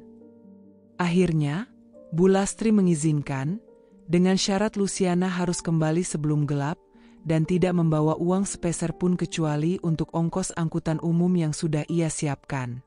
Luciana mengangguk patuh, berjanji untuk memenuhi semua syarat itu. Ia pergi dengan angkutan umum, meskipun sebenarnya ia tahu cara mengendarai mobil dan punya surat izin mengemudi. Ia sengaja tampil sederhana, bahkan sedikit kumal, untuk mengesankan bahwa ia memang tidak punya apa-apa. Tiba di toko buku Aksara Jaya, jantung Luciana berdegup kencang, nyaris melompat keluar dari dadanya. Ia mencoba bersikap senormal mungkin, seperti seorang guru yang memang sedang mencari buku, memindai rak-rak buku dengan tatapan biasa. Ia berjalan menuju bagian sastra klasik, matanya mencari rak-rak berjejer rapi yang dipenuhi novel-novel tebal. Jemarinya menyentuh punggung buku satu persatu, berpura-pura membaca judulnya, sampai ia menemukan novel yang dimaksud, The Great Gatsby karya F. Scott Fitzgerald. Ia menarik buku itu keluar dari sela-sela buku lain, dan sebuah amplop kecil berwarna coklat terselip di dalamnya, sangat rapi dan hampir tak terlihat. Luciana segera berjalan ke sudut terpencil toko, di antara rak-rak buku sejarah yang sepi pengunjung, berpura-pura serius membaca sampul belakang buku. Dengan tangan gemetar, ia membuka amplop itu. Di dalamnya ada sebuah kartu identitas palsu atas namanya, dengan foto dirinya yang lebih baik, sebuah kartu ATM dengan saldo yang sangat cukup untuk hidup layak, dan sebuah ponsel baru yang canggih, ponsel pintar terbaru dengan layar sentuh, lengkap dengan nomor baru yang belum pernah terdaftar atas namanya. Ada juga secari kertas dengan tulisan tangan rapi dan ringkas. "Luciana yang terkasih, ini adalah alat komunikasimu yang baru dan aman. Jangan pernah gunakan ponsel lamamu lagi. Buang atau sembunyikan di tempat yang tidak akan pernah mereka temukan. Ayah sudah tahu semua tentang asuransi jiwa itu. Beliau sangat marah dan tidak akan membiarkan ini terjadi pada putrinya. Percayalah, semua akan baik-baik saja. Rencana penjemputanmu akan dilakukan dalam waktu dekat. Sangat dekat. Kami akan memberikan sinyal yang jelas dan tak terduga. Saat sinyal itu datang, kau harus siap untuk pergi tanpa menoleh ke belakang. Jangan beritahu siapapun tentang ini. Bahkan Rio dan ibunya sekalipun kau merasa terdesak. Keamananmu adalah prioritas. Untuk sementara, belanjakan sebagian uang di ATM ini untuk keperluan pribadimu. Beli baju baru yang layak, sepatu, bahkan makan makanan enak. Ini penting agar mereka merasa kau sudah patuh dan tidak lagi curiga, memancing mereka untuk lengah. Tetaplah kuat, nak. Ayah bersamamu. Kami akan segera menjemputmu. Pak Harjo, atas perintah Bapak Pramudya." Luciana merasakan air mata menggenang di matanya. Tangannya mencengkeram erat amplop itu. Ia tidak pernah merasa sekaya ini dalam 3 tahun terakhir. Ia tak menyangka ayahnya akan bertindak secepat ini, begitu terencana dan detail. Instruksi untuk berbelanja bahkan untuk makan enak, sebuah hal yang tak pernah ia lakukan dan tak berani ia bayangkan, adalah indikasi bahwa ayahnya benar-benar mengkhawatirkannya, bukan hanya soal keselamatannya tapi juga kesejahteraan dan harga dirinya. Ia segera mengganti kartu SIM dari ponsel lamanya ke ponsel baru yang lebih canggih. Ponsel lama itu ia matikan total dan ia masukkan ke dalam tasnya, berniat membuangnya nanti di tempat yang tak mungkin ditemukan. Kemudian, ia mulai berbelanja di toko buku itu. Ia membeli beberapa buku yang memang ia butuhkan untuk mengajar, beberapa pakaian baru yang layak dan nyaman, sepatu baru, dan yang paling penting, makanan. Ia bahkan membeli makanan siap saji yang lezat, semangkuk bakso dan es teh manis, untuk ia santap di jalan pulang. Ini adalah pertama kalinya ia menghabiskan uang untuk dirinya sendiri tanpa rasa bersalah atau ketakutan, sebuah kemewahan kecil yang sudah lama ia rindukan. Pulang ke rumah, Luciana menunjukkan buku referensi yang ia beli pada Bu Lastri. Lumayan, Ma. Dapat buku bagus untuk bahan mengajar, katanya dengan nada datar dan wajah lelah yang sudah biasa ia tunjukkan. Bu Lastri hanya mengangguk tanpa curiga, puas karena Luciana menuruti perintahnya. Luciana dengan cekatan menyembunyikan ponsel baru dan kartu ATM itu di tempat yang sangat rahasia, di dasar kotak perhiasan imitasi miliknya yang tak pernah tersentuh oleh Bu Lastri. Malam itu, untuk pertama kalinya setelah sekian lama, Luciana makan dengan lahap, diam-diam di kamar mandi, jauh dari pantauan mereka. Makanan itu terasa seperti hidangan termewah yang pernah ia santap, mengisi bukan hanya perutnya tetapi juga jiwanya. Ia tahu, pertemuan rahasia itu telah mengubah segalanya. Kini, ia tidak lagi pasrah.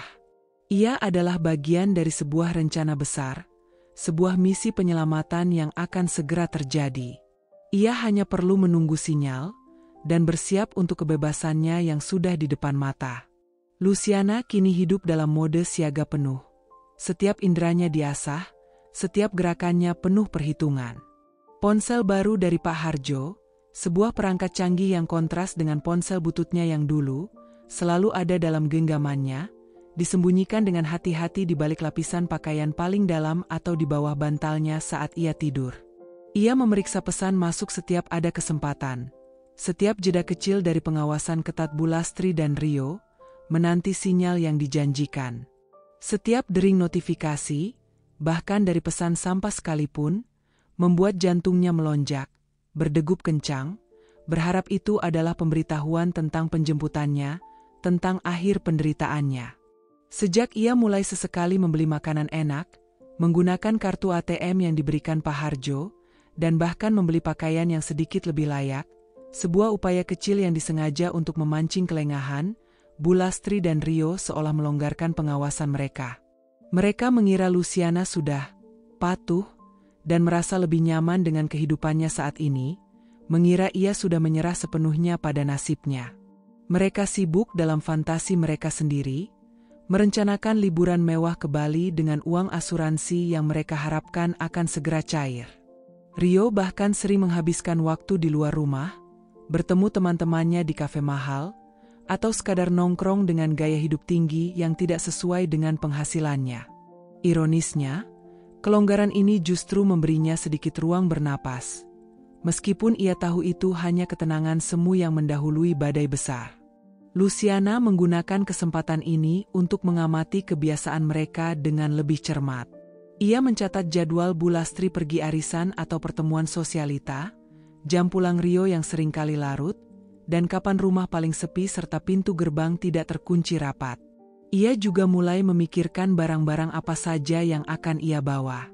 Tak ada yang berharga secara materi selain beberapa kenangan kecil yang ia simpan rapi, foto-foto usang bersama almarhumah ibunya yang selalu memberinya kekuatan, dan tentu saja, liontin yang direnggut paksa oleh Bu Lastri, yang kini menjadi simbol perlawanan batinnya. Suatu sore, saat Rio sedang tidur siang mendengkur di kamarnya dan Bu Lastri sedang asyik menonton televisi dengan volume sangat keras, sebuah drama sinetron yang dipenuhi intrik dan tangisan, ponsel baru Luciana bergetar, getaran yang terasa hingga ke ujung jarinya. Sebuah pesan masuk dari nomor tak dikenal yang sama dengan sebelumnya. Luciana, rencana penjemputanmu akan dilakukan lusa, hari Kamis, tanggal 31 Juli 2025. Jam 3 sore, persis saat kamu pulang sekolah. Ayahmu sendiri yang akan menjemputmu. Kami akan memastikan semua berjalan lancar dan aman, tanpa ada kendala. Bersiaplah. Bawa hanya yang paling penting dan berharga secara emosional, kami akan mengurus sisanya. Tetap tenang dan jangan tunjukkan reaksi apapun yang bisa memancing kecurigaan. Sinyal terakhir akan datang besok pagi. Tetaplah kuat, nak. Napas Luciana tercekat di tenggorokan. Lusa. Begitu cepat, nyaris tak percaya. Jantungnya berdebar kencang, antara takut akan ketidakpastian dan rasa lega yang membuncah. Rasa takut akan konsekuensi dan reaksi Rio serta Bu Lastri. Namun juga lega karena penderitaannya akan segera berakhir, mimpi buruk ini akan segera usai. Ia membalas singkat, "Baik, Pak. Saya siap." Meskipun tangannya gemetar, ketikan pesannya tegas. Malam itu, Luciana tak bisa tidur nyenyak sama sekali. Ia berbaring, memejamkan mata, memikirkan setiap skenario yang mungkin terjadi. Mulai dari yang terburuk, seperti Rio dan Bu Lastri yang mencoba menahannya, hingga skenario terbaik, yaitu kebebasan mutlak. Ia membayangkan wajah terkejut Rio dan Bu Lastri, tatapan mata mereka saat menyadari siapa dirinya sebenarnya. Sebuah pembalasan yang manis setelah sekian lama ia dihina. Namun, ia juga diliputi keraguan. Apakah ia benar-benar bisa lepas dari mereka tanpa masalah? Apakah mereka akan benar-benar tidak bisa berbuat apa-apa? Keesokan paginya, Luciana pergi mengajar seperti biasa. Namun setiap langkahnya terasa ringan, dipenuhi antisipasi. Pukul 7 pagi, ketika ia sedang menyiapkan materi pelajaran di meja guru, sebuah pesan kembali masuk ke ponsel barunya.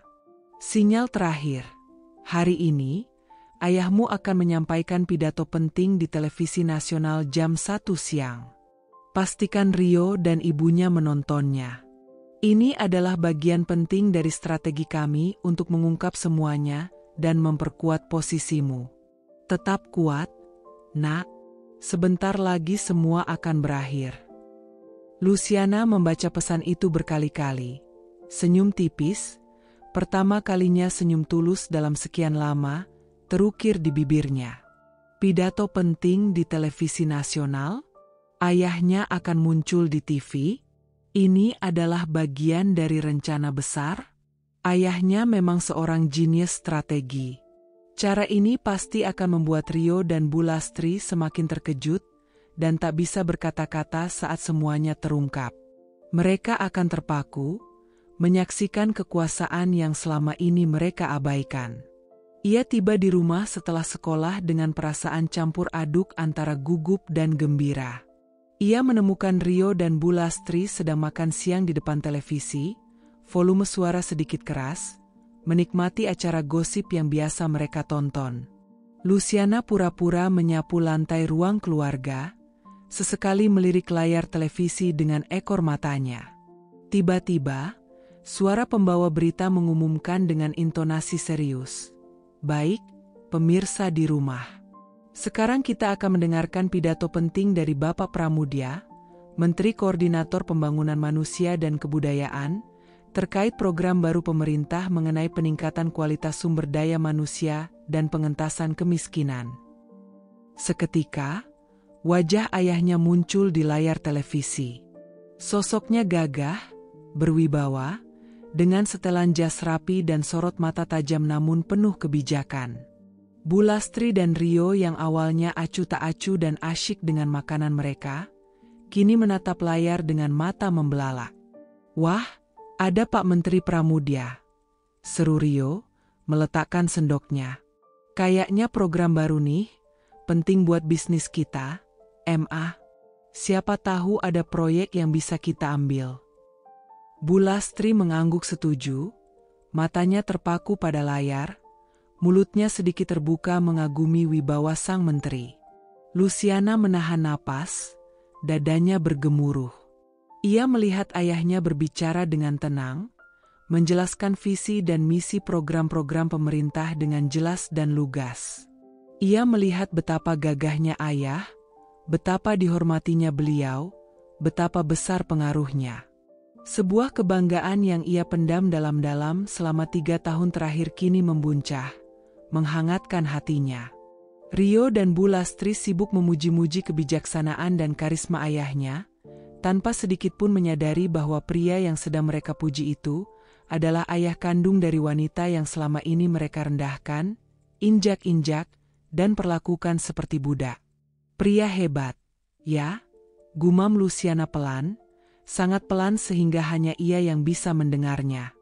Ia merasakan gelombang kekuatan baru mengalir dalam dirinya, membakar sisa-sisa keraguan.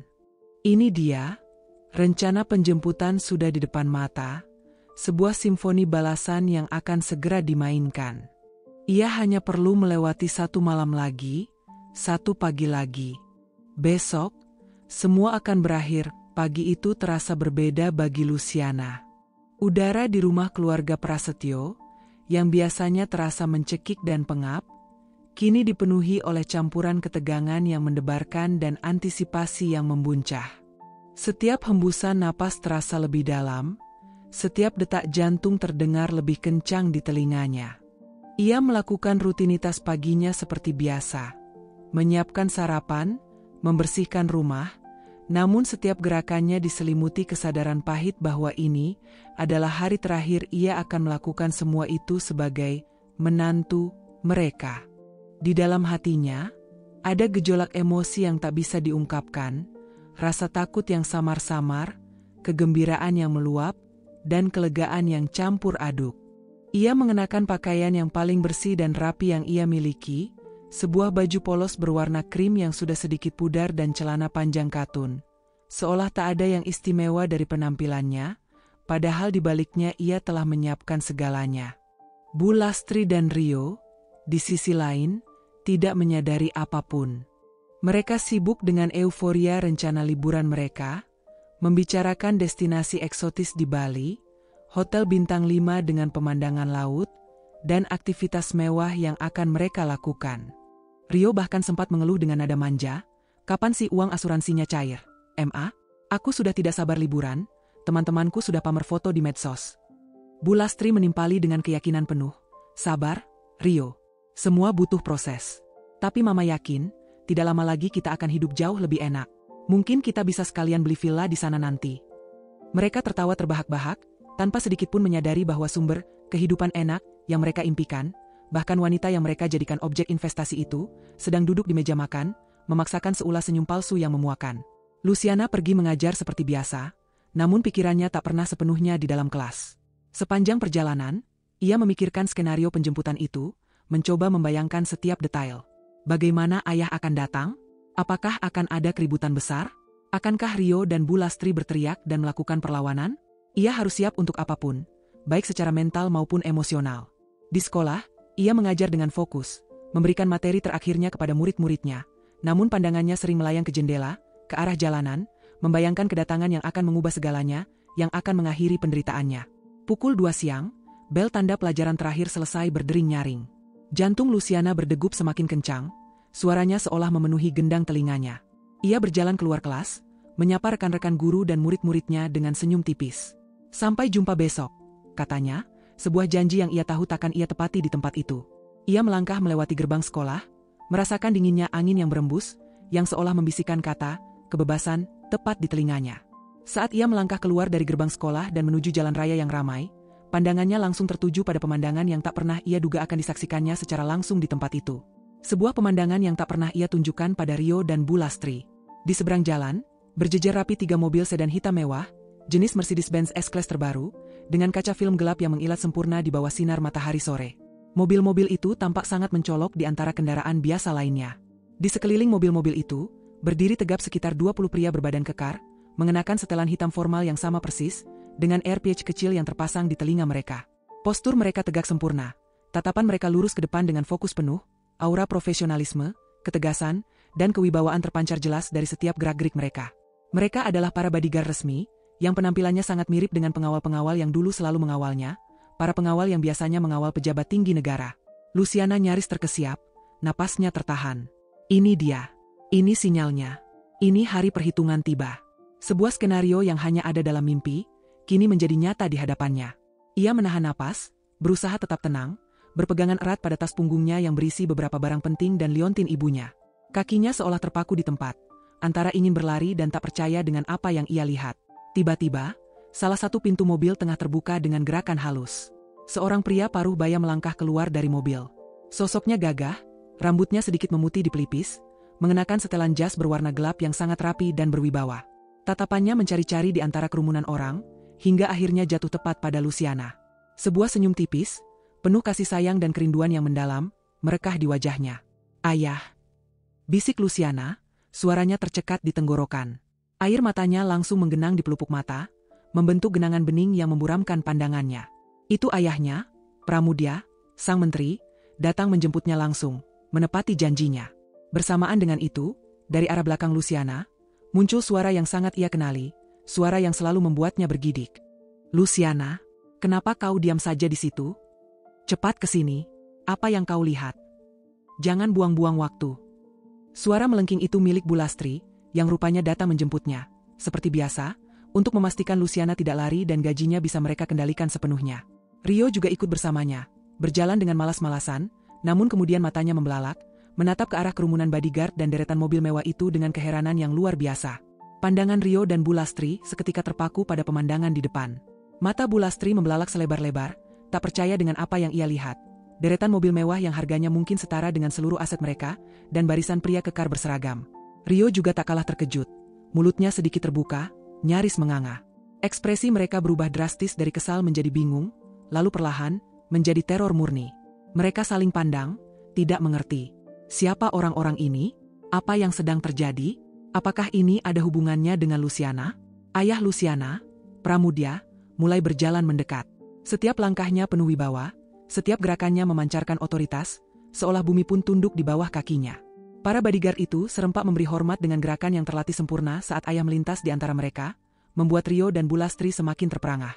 Ayah berhenti tepat di depan Luciana, meraih tangannya dengan lembut namun kokoh, tatapannya penuh kasih sayang yang tak terbatas, mengabaikan kehadiran Rio dan Bulastri sepenuhnya. "Maafkan ayah, nak, ayah terlalu lama membiarkanmu sendiri. Sekarang, ayo kita pulang." Kemudian, ayah menoleh ke arah Rio dan Bulastri.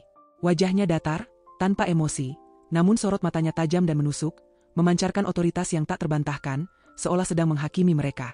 Rio dan Bulastri masih terpaku di tempat, tidak bisa bergerak, tidak bisa berkata-kata.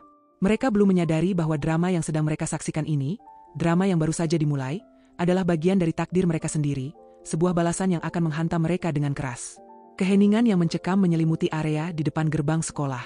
Udara sore Jakarta yang biasanya ramai, kini terasa membeku, seolah alam pun menahan napas menyaksikan drama yang terungkap. Rio dan Bulastri masih membeku di tempat. Mata mereka melebar ketakutan dan kebingungan. Mereka menatap Luciana, yang kini berdiri di samping pria berwibawa itu, lalu beralih ke sosok Pramudya yang berdiri gagah di depannya, dan kemudian ke deretan bodyguard berjas hitam serta mobil-mobil mewah yang memancarkan aura kekuasaan. Otak mereka berusaha keras memproses pemandangan yang sama sekali tak masuk akal ini. Luciana, si menantu pembantu yang selalu mereka rendahkan, si guru honorer yang gajinya selalu mereka sita, si gadis desa yang tak punya apa-apa, kini dijemput oleh pria berwibawa dengan pengawalan militeristik sekelas pejabat tinggi. Ayah Luciana, Pramudya, akhirnya memecah keheningan. Suaranya rendah, namun menggelegar penuh otoritas, seolah setiap kata adalah titah yang tak terbantahkan, mampu menghentikan detak jantung siapapun yang mendengarnya. Matanya menatap tajam ke arah Rio dan Bulastri, sorotannya sedingin baja, memancarkan kemarahan yang terkontrol namun tak terbantahkan, sebuah kemarahan yang jauh lebih menakutkan daripada teriakan paling keras. "Kalian," suara ayah memecah keheningan, membuat Rio dan Bulastri sedikit tersentak, seperti tersengat listrik. "Saya adalah Pramudya. Dan Luciana, yang selama 3 tahun ini kalian perlakukan seenaknya, kalian rendahkan, kalian peras, adalah putri kandung saya. Putri tunggal saya." Dua kalimat itu, diucapkan dengan penuh penekanan, menghantam Rio dan Bulastri bagaikan petir di siang bolong, menghancurkan semua fondasi kesombongan mereka.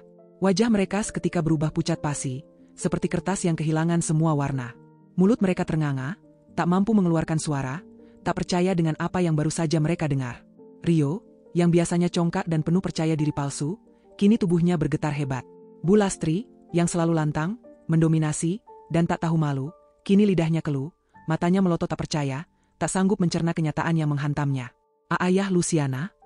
Rio tergagap, suaranya tercekat di tenggorokan, tidak mungkin dia kan tidak punya siapa-siapa. Ia mencoba membantah, mencari celah, namun kata-katanya terputus di tengah jalan. Pramudya mengangkat tangannya dengan gerakan lambat namun penuh kuasa, menghentikan ucapan Rio.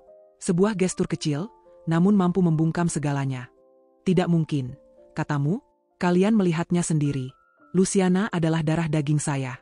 Dan untuk informasi kalian, jika kalian masih bertanya-tanya siapa saya, Pramudia menarik napas, sorot matanya semakin tajam, menusuk hingga ke dalam jiwa mereka. Saya adalah Menteri Koordinator Pembangunan Manusia dan Kebudayaan Republik Indonesia.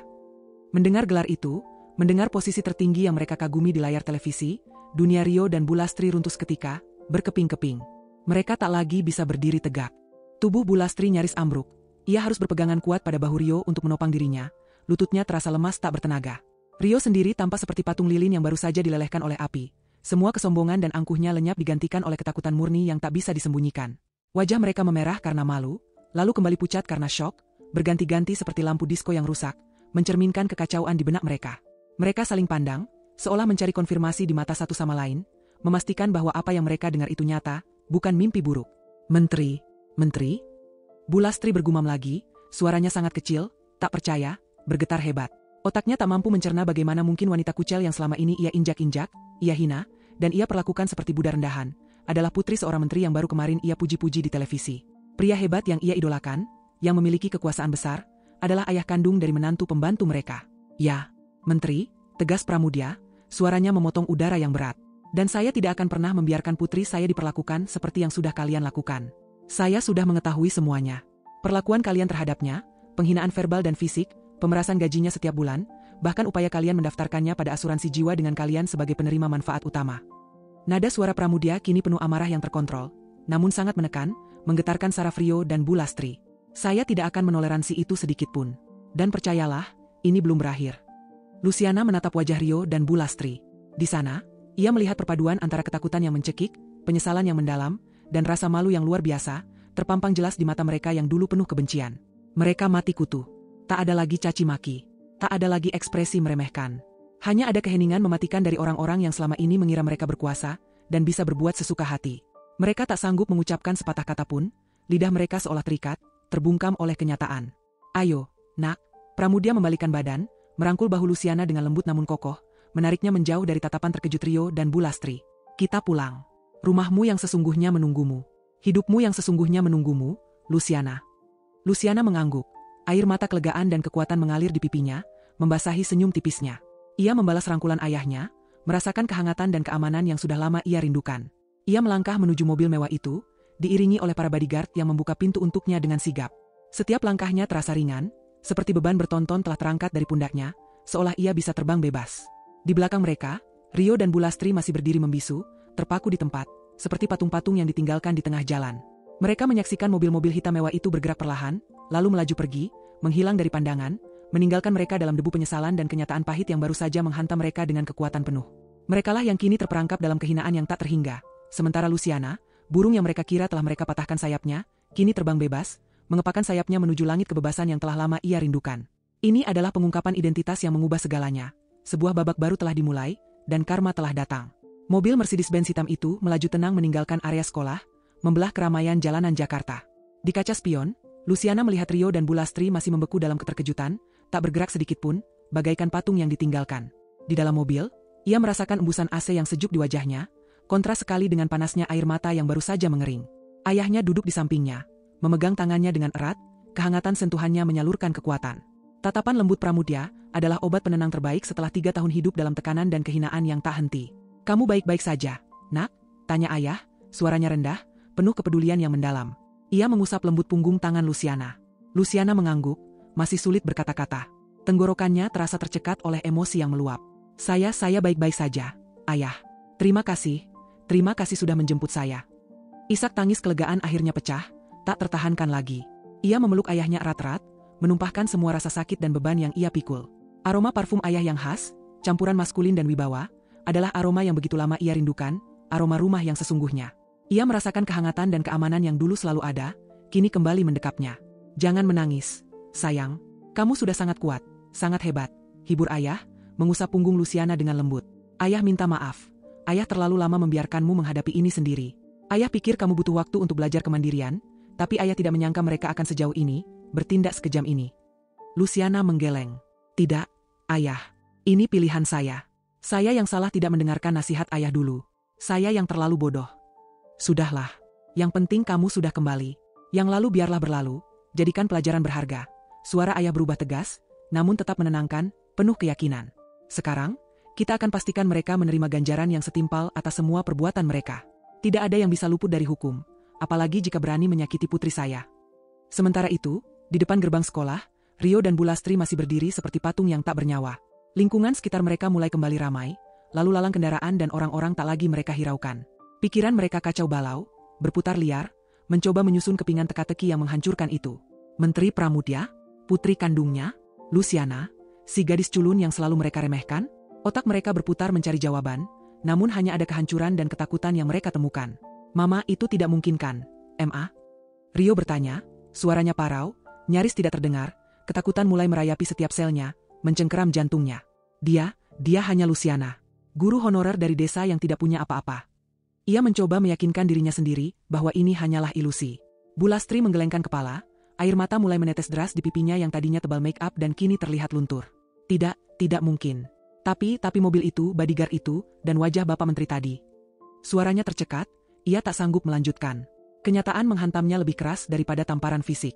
Polis asuransi jiwa itu. Uang miliaran yang mereka impikan kini berubah menjadi mimpi buruk terburuk mereka.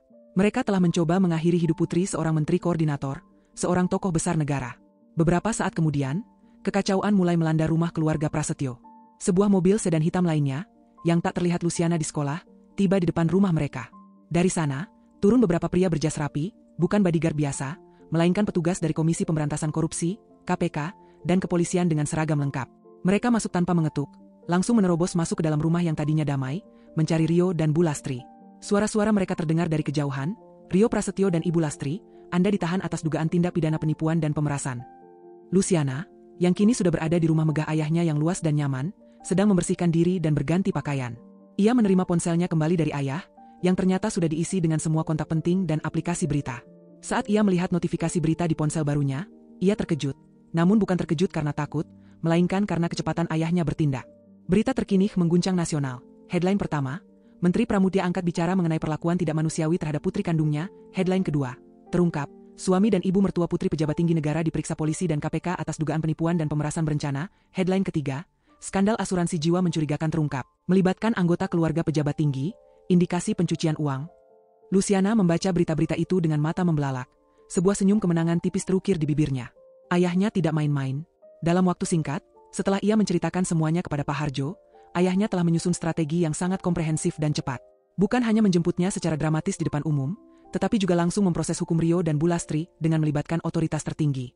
Ayahnya tak hanya melibatkan polisi, tetapi juga KPK, yang mengindikasikan bahwa ada dugaan tindak pidana lain yang lebih besar, mungkin terkait dengan latar belakang Rio yang tidak jujur dan praktik-praktik ilegal yang selama ini ayah selidiki diam-diam. Beberapa saat kemudian, ia melihat sebuah video pendek di salah satu portal berita. Gambar Bulastri dan Rio yang diborgol dan digiring oleh petugas berseragam muncul. Wajah mereka tampak hancur, mata kosong, dan seluruh keberanian serta kesombongan mereka lenyap tak bersisa. Mereka mati kutu, tak bisa membantah sedikit pun di hadapan kilatan lampu kamera wartawan dan pertanyaan-pertanyaan yang melontar. Luciana merasakan campuran emosi yang aneh. Bukan kepuasan dendam yang membara, melainkan semacam kelegaan yang pahit. Keadilan memang telah tiba, ditegakkan dengan cara yang tak pernah ia bayangkan. Dampak yang mengguncang itu tidak hanya terasa pada Rio dan Bulastri yang kini mendekam dalam sel, tetapi juga pada dirinya sendiri. Ia akhirnya bebas, namun kebebasan ini datang dengan harga yang mahal, harga yang dibayar oleh 3 tahun penderitaannya. Babak baru dalam hidupnya akan segera dimulai, bukan lagi sebagai korban yang pasrah, melainkan sebagai Luciana, putri seorang menteri, yang telah melewati badai terberat dalam hidupnya, dan siap untuk bangkit kembali. Beberapa bulan berlalu sejak Luciana kembali ke rumah ayahnya. Proses hukum Rio dan Bulastri berjalan dengan cepat dan transparan. Dengan bukti-bukti kuat yang dikumpulkan oleh tim ayah, termasuk rekaman percakapan, bukti transaksi, dan kesaksian Luciana sendiri, mereka dijatuhi hukuman berat. Rio didakwa dengan pasal penipuan dan pemerasan, sementara Bulastri juga terlibat dalam konspirasi asuransi jiwa yang mengarah ke percobaan pembunuhan berencana, meskipun tidak langsung. Kasus ini menjadi sorotan media nasional, dan keluarga Prasetyo akhirnya hancur. Semua aset mereka disita untuk mengganti kerugian, dan reputasi mereka hancur berkeping-keping. Luciana menghabiskan waktu beradaptasi kembali dengan kehidupan lamanya. Ia mendapatkan kembali semua privilese yang pernah ia tinggalkan, namun kali ini, ia melihatnya dengan perspektif yang berbeda. Kemewahan bukanlah kebahagiaan, melainkan sebuah alat yang bisa digunakan untuk hal baik. Ayahnya tidak pernah memaksanya untuk kembali ke lingkungan sosialita atau politik. Ia memberinya kebebasan penuh untuk memilih jalannya. Ia memutuskan untuk melanjutkan profesinya sebagai guru. Namun, kali ini bukan lagi guru honorer. Dengan dukungan penuh dari ayahnya, Luciana mendirikan sebuah yayasan pendidikan anak di daerah-daerah terpencil. Ia mendedikasikan dirinya untuk memastikan anak-anak kurang mampu mendapatkan pendidikan yang layak, sesuatu yang ia harap bisa mencegah mereka mengalami kesulitan hidup seperti dirinya. Ia sering turun langsung ke lapangan, mengajar, dan berinteraksi dengan anak-anak. Di sanalah, di tengah senyum polos anak-anak, ia menemukan kebahagiaan sejati. Ia menyadari bahwa penderitaannya bukanlah akhir, melainkan sebuah jembatan menuju tujuan hidup yang lebih besar. Hubungan Luciana dengan ayahnya semakin erat. Mereka sering menghabiskan waktu bersama, berbicara dari hati ke hati. Pramudya, sang menteri yang disegani, di hadapan putrinya adalah sosok ayah yang hangat dan penuh penyesalan atas kesalahannya di masa lalu. Ia bangga dengan Luciana yang memilih jalan pengabdian, bukan jalan kemewahan yang mudah. Suatu sore, Luciana sedang berada di kantor yayasannya yang sederhana namun nyaman. Ia melihat sebuah berita di televisi. Rio dan Bu Lastri muncul dalam tayangan berita dari balik jeruji besi, dengan wajah yang jauh berbeda dari dulu, kini kusam, tanpa gairah, dan penuh penyesalan. Mereka telah menerima karma atas perbuatan mereka. Luciana tidak merasakan dendam lagi. Yang ada hanya rasa prihatin. Ia sadar, pelajaran terbesar adalah bukan tentang membalas dendam, melainkan tentang memaafkan diri sendiri dan menggunakan pengalaman pahit untuk membangun masa depan yang lebih baik. Luciana kini adalah sosok wanita yang kuat, mandiri, dan berhati mulia. Ia tidak lagi mencari kebahagiaan semu dalam hubungan yang salah. Ia menemukan kedamaian dalam memberi, dalam melayani sesama, dan dalam pelukan tulus ayahnya. Masa lalu kelamnya tidak lagi menghantuinya, melainkan menjadi fondasi yang menguatkan dirinya. Ini adalah awal yang baru, sebuah babak kehidupan yang dipenuhi makna, kebaikan, dan kebahagiaan yang sesungguhnya. Meskipun Luciana telah menemukan kedamaian dan tujuan hidup baru dalam pengabdiannya, bayangan masa lalu terkadang masih menghantuinya. Terutama saat ia melihat berita tentang kasus penipuan atau kekerasan dalam rumah tangga, kenangan pahit itu kembali berkelebat di benaknya, memicu nyeri yang samar.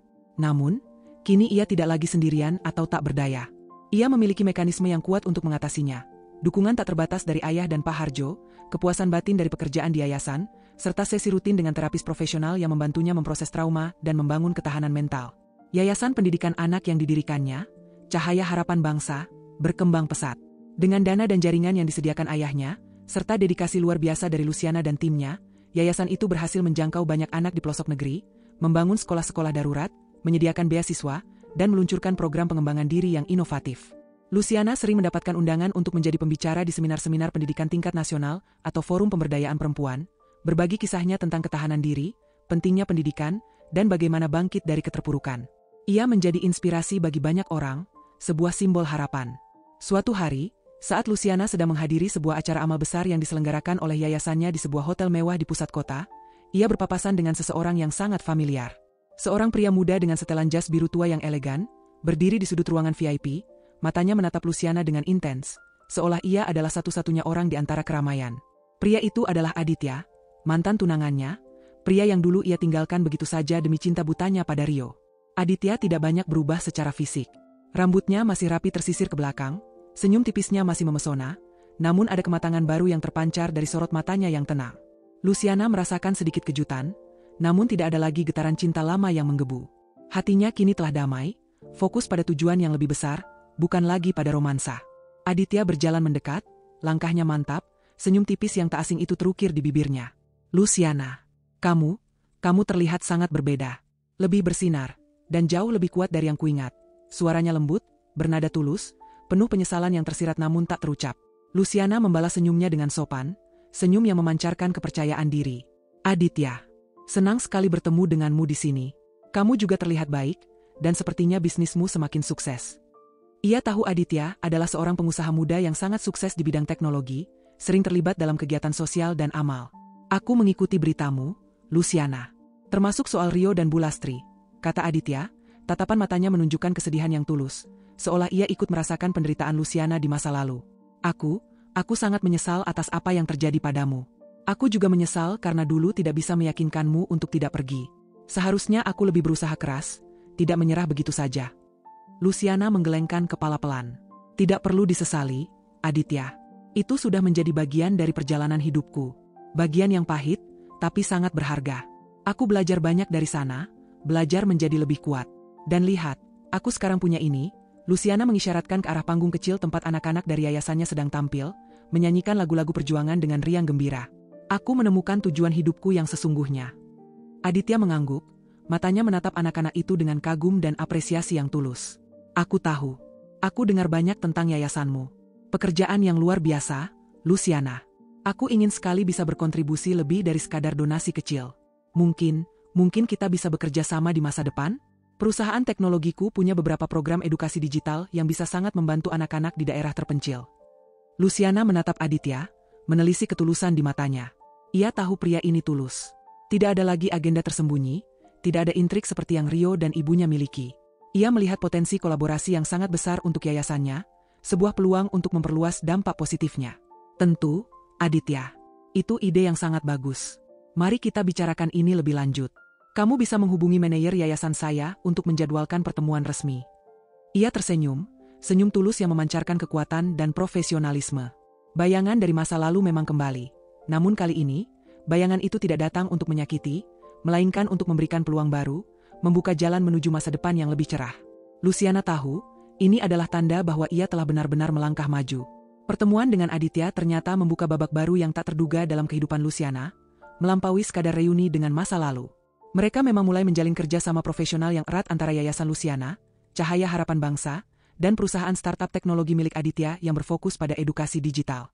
Kolaborasi ini membawa dampak positif yang signifikan bagi yayasan, memperluas jangkauan program-program mereka hingga ke pelosok-pelosok yang sebelumnya sulit diakses, serta meningkatkan efisiensi pembelajaran melalui platform digital. Luciana menemukan bahwa Aditya adalah seorang rekan kerja yang profesional, cerdas, memiliki visi sosial yang kuat, dan yang terpenting, tulus dalam setiap tindakannya. Di luar ranah profesional, mereka juga sesekali bertemu untuk minum kopi di kafe yang tenang atau makan siang santai. Obrolan mereka seringkali melenceng dari urusan pekerjaan, membahas buku-buku yang baru mereka baca, film, atau sekadar bertukar cerita tentang kehidupan pribadi. Aditya tidak pernah membahas masa lalu romantis mereka secara gamblang, selalu menghormati batasan yang Luciana secara tidak langsung tetapkan, dan ia tidak menunjukkan agenda tersembunyi. Ia justru menjadi seorang teman baik, pendengar yang sabar, dan sumber dukungan yang tak terduga dalam menghadapi tekanan hidup Luciana yang baru. Luciana mulai merasakan kenyamanan yang tulus dalam persahabatan ini, sebuah hubungan yang jujur dan tanpa pamrih, berbeda jauh dari hubungan sebelumnya yang penuh manipulasi. Namun, kembalinya Luciana ke mata publik, ditambah dengan latar belakang keluarganya sebagai putri seorang menteri, serta skandal hukum yang melilit mantan suami dan ibu mertuanya, menjadikannya sorotan media dan masyarakat. Tidak sedikit media yang masih berusaha mencari celah untuk memberitakan kisahnya, bahkan ada beberapa yang mencoba memelintir fakta untuk menciptakan drama atau sensasi. Komentar-komentar negatif di media sosial, terutama dari pihak-pihak yang masih belum percaya atau iri dengan posisi ayahnya, tak jarang menyudutkannya. Mereka menyebutnya, gadis manja yang pura-pura menderita untuk mencari perhatian, atau putri menteri yang dramatis dan haus validasi. Luciana harus belajar menghadapi tekanan sosial ini dengan kepala dingin. Ayahnya, Pramudya, memberinya pelajaran berharga yang selalu ia ingat. Jangan biarkan suara-suara negatif itu meracuni hatimu. Nak, kamu tahu siapa dirimu yang sesungguhnya. Biarkan karyamu yang berbicara lebih lantang. Biarkan senyum anak-anak yang kamu bantu menjadi bukti ketulusan dan kebaikanmu. Dengan dukungan ayah dan bimbingan terapisnya, Luciana mengembangkan ketahanan mental yang lebih kuat. Ia belajar untuk tidak peduli dengan komentar-komentar negatif yang tidak membangun, dan fokus sepenuhnya pada tujuan yayasannya. Ia percaya, seiring waktu, kebenaran dan ketulusan niatnya akan terbukti dengan sendirinya. Hubungannya dengan Aditya pun tak luput dari gosip. Beberapa media dan akun gosip mulai menjodoh-jodohkan mereka, mengingat status Aditya yang belum menikah, kesuksesannya, dan latar belakang masa lalu mereka sebagai mantan tunangan. Luciana hanya menanggapinya dengan senyuman dan fokus pada pekerjaannya. Suatu hari, ayah memanggil Luciana ke ruang kerjanya. Suasana kali ini lebih serius dari biasanya. Nak, ayah senang sekali melihatmu tumbuh sekuat dan seberani ini. Ayah juga melihat bagaimana yayasanmu berkembang pesat, dan kamu berhasil menginspirasi banyak orang. Tapi ada satu hal lagi yang ingin ayah sampaikan, sebuah peringatan penting. Dunia ini kejam, nak, terutama di lingkaran seperti kita, yang penuh dengan intrik dan persaingan. Kamu harus tetap waspada, tidak hanya pada orang baru yang mungkin mendekatimu dengan niat buruk, tapi juga pada bayangan masa lalu yang mungkin akan mencoba kembali. Luciana mengerutkan kening, perasaannya tidak enak. Maksud ayah? Rio dan ibunya, jawab ayah datar, sorot matanya mengeras. Mereka akan bebas suatu saat nanti. Hukumannya berat, tapi tidak seumur hidup. Dan orang seperti mereka, yang hatinya sudah dipenuhi keserakahan dan dendam, tidak akan pernah benar-benar berubah. Dendam itu bisa tumbuh subur di penjara. Wajah ayah terlihat khawatir. Ayah sudah mengerahkan tim khusus untuk tetap memantau mereka setelah mereka bebas nanti. Tapi kamu juga harus selalu berjaga-jaga, tidak boleh lengah. Ini adalah tantangan sosial baru yang harus kamu hadapi. Nak, sebuah ancaman yang mungkin akan datang di waktu tak terduga. Peringatan ayah tentang potensi bahaya dari masa lalu terbukti nyata. Suatu sore, dalam perjalanan pulang dari yayasan, mobil Luciana mengalami kecelakaan yang disengaja. Seorang pria bertopeng menyerangnya, namun ia segera diselamatkan oleh tim pengamanan ayahnya yang sigap. Pelaku ternyata adalah Rudy, adik tiri Rio, yang menyimpan dendam. Rudy segera ditangkap dan ditindak sesuai hukum. Insiden itu, meskipun mengerikan, memperkuat tekad Luciana. Ia menyadari betapa ia dilindungi dan betapa ia harus terus maju. Hubungannya dengan Aditya pun semakin erat. Aditya yang selalu mendampingi selama masa pemulihan, akhirnya menyatakan perasaannya. Luciana membalasnya dengan tulus. Setahun kemudian, Luciana dan Aditya menikah dalam upacara sederhana. Mereka melanjutkan dedikasi mereka pada yayasan Cahaya Harapan Bangsa, memperluas jangkauan dan dampak positifnya. Luciana, yang dulu terperangkap dalam sangkar emas palsu, kini menemukan kebebasan dan kebahagiaan sejati. Ia tidak hanya selamat dari badai, tetapi juga bangkit menjadi inspirasi, menemukan kedamaian yang sejati dalam cinta, pengabdian, dan tujuan hidup yang berarti.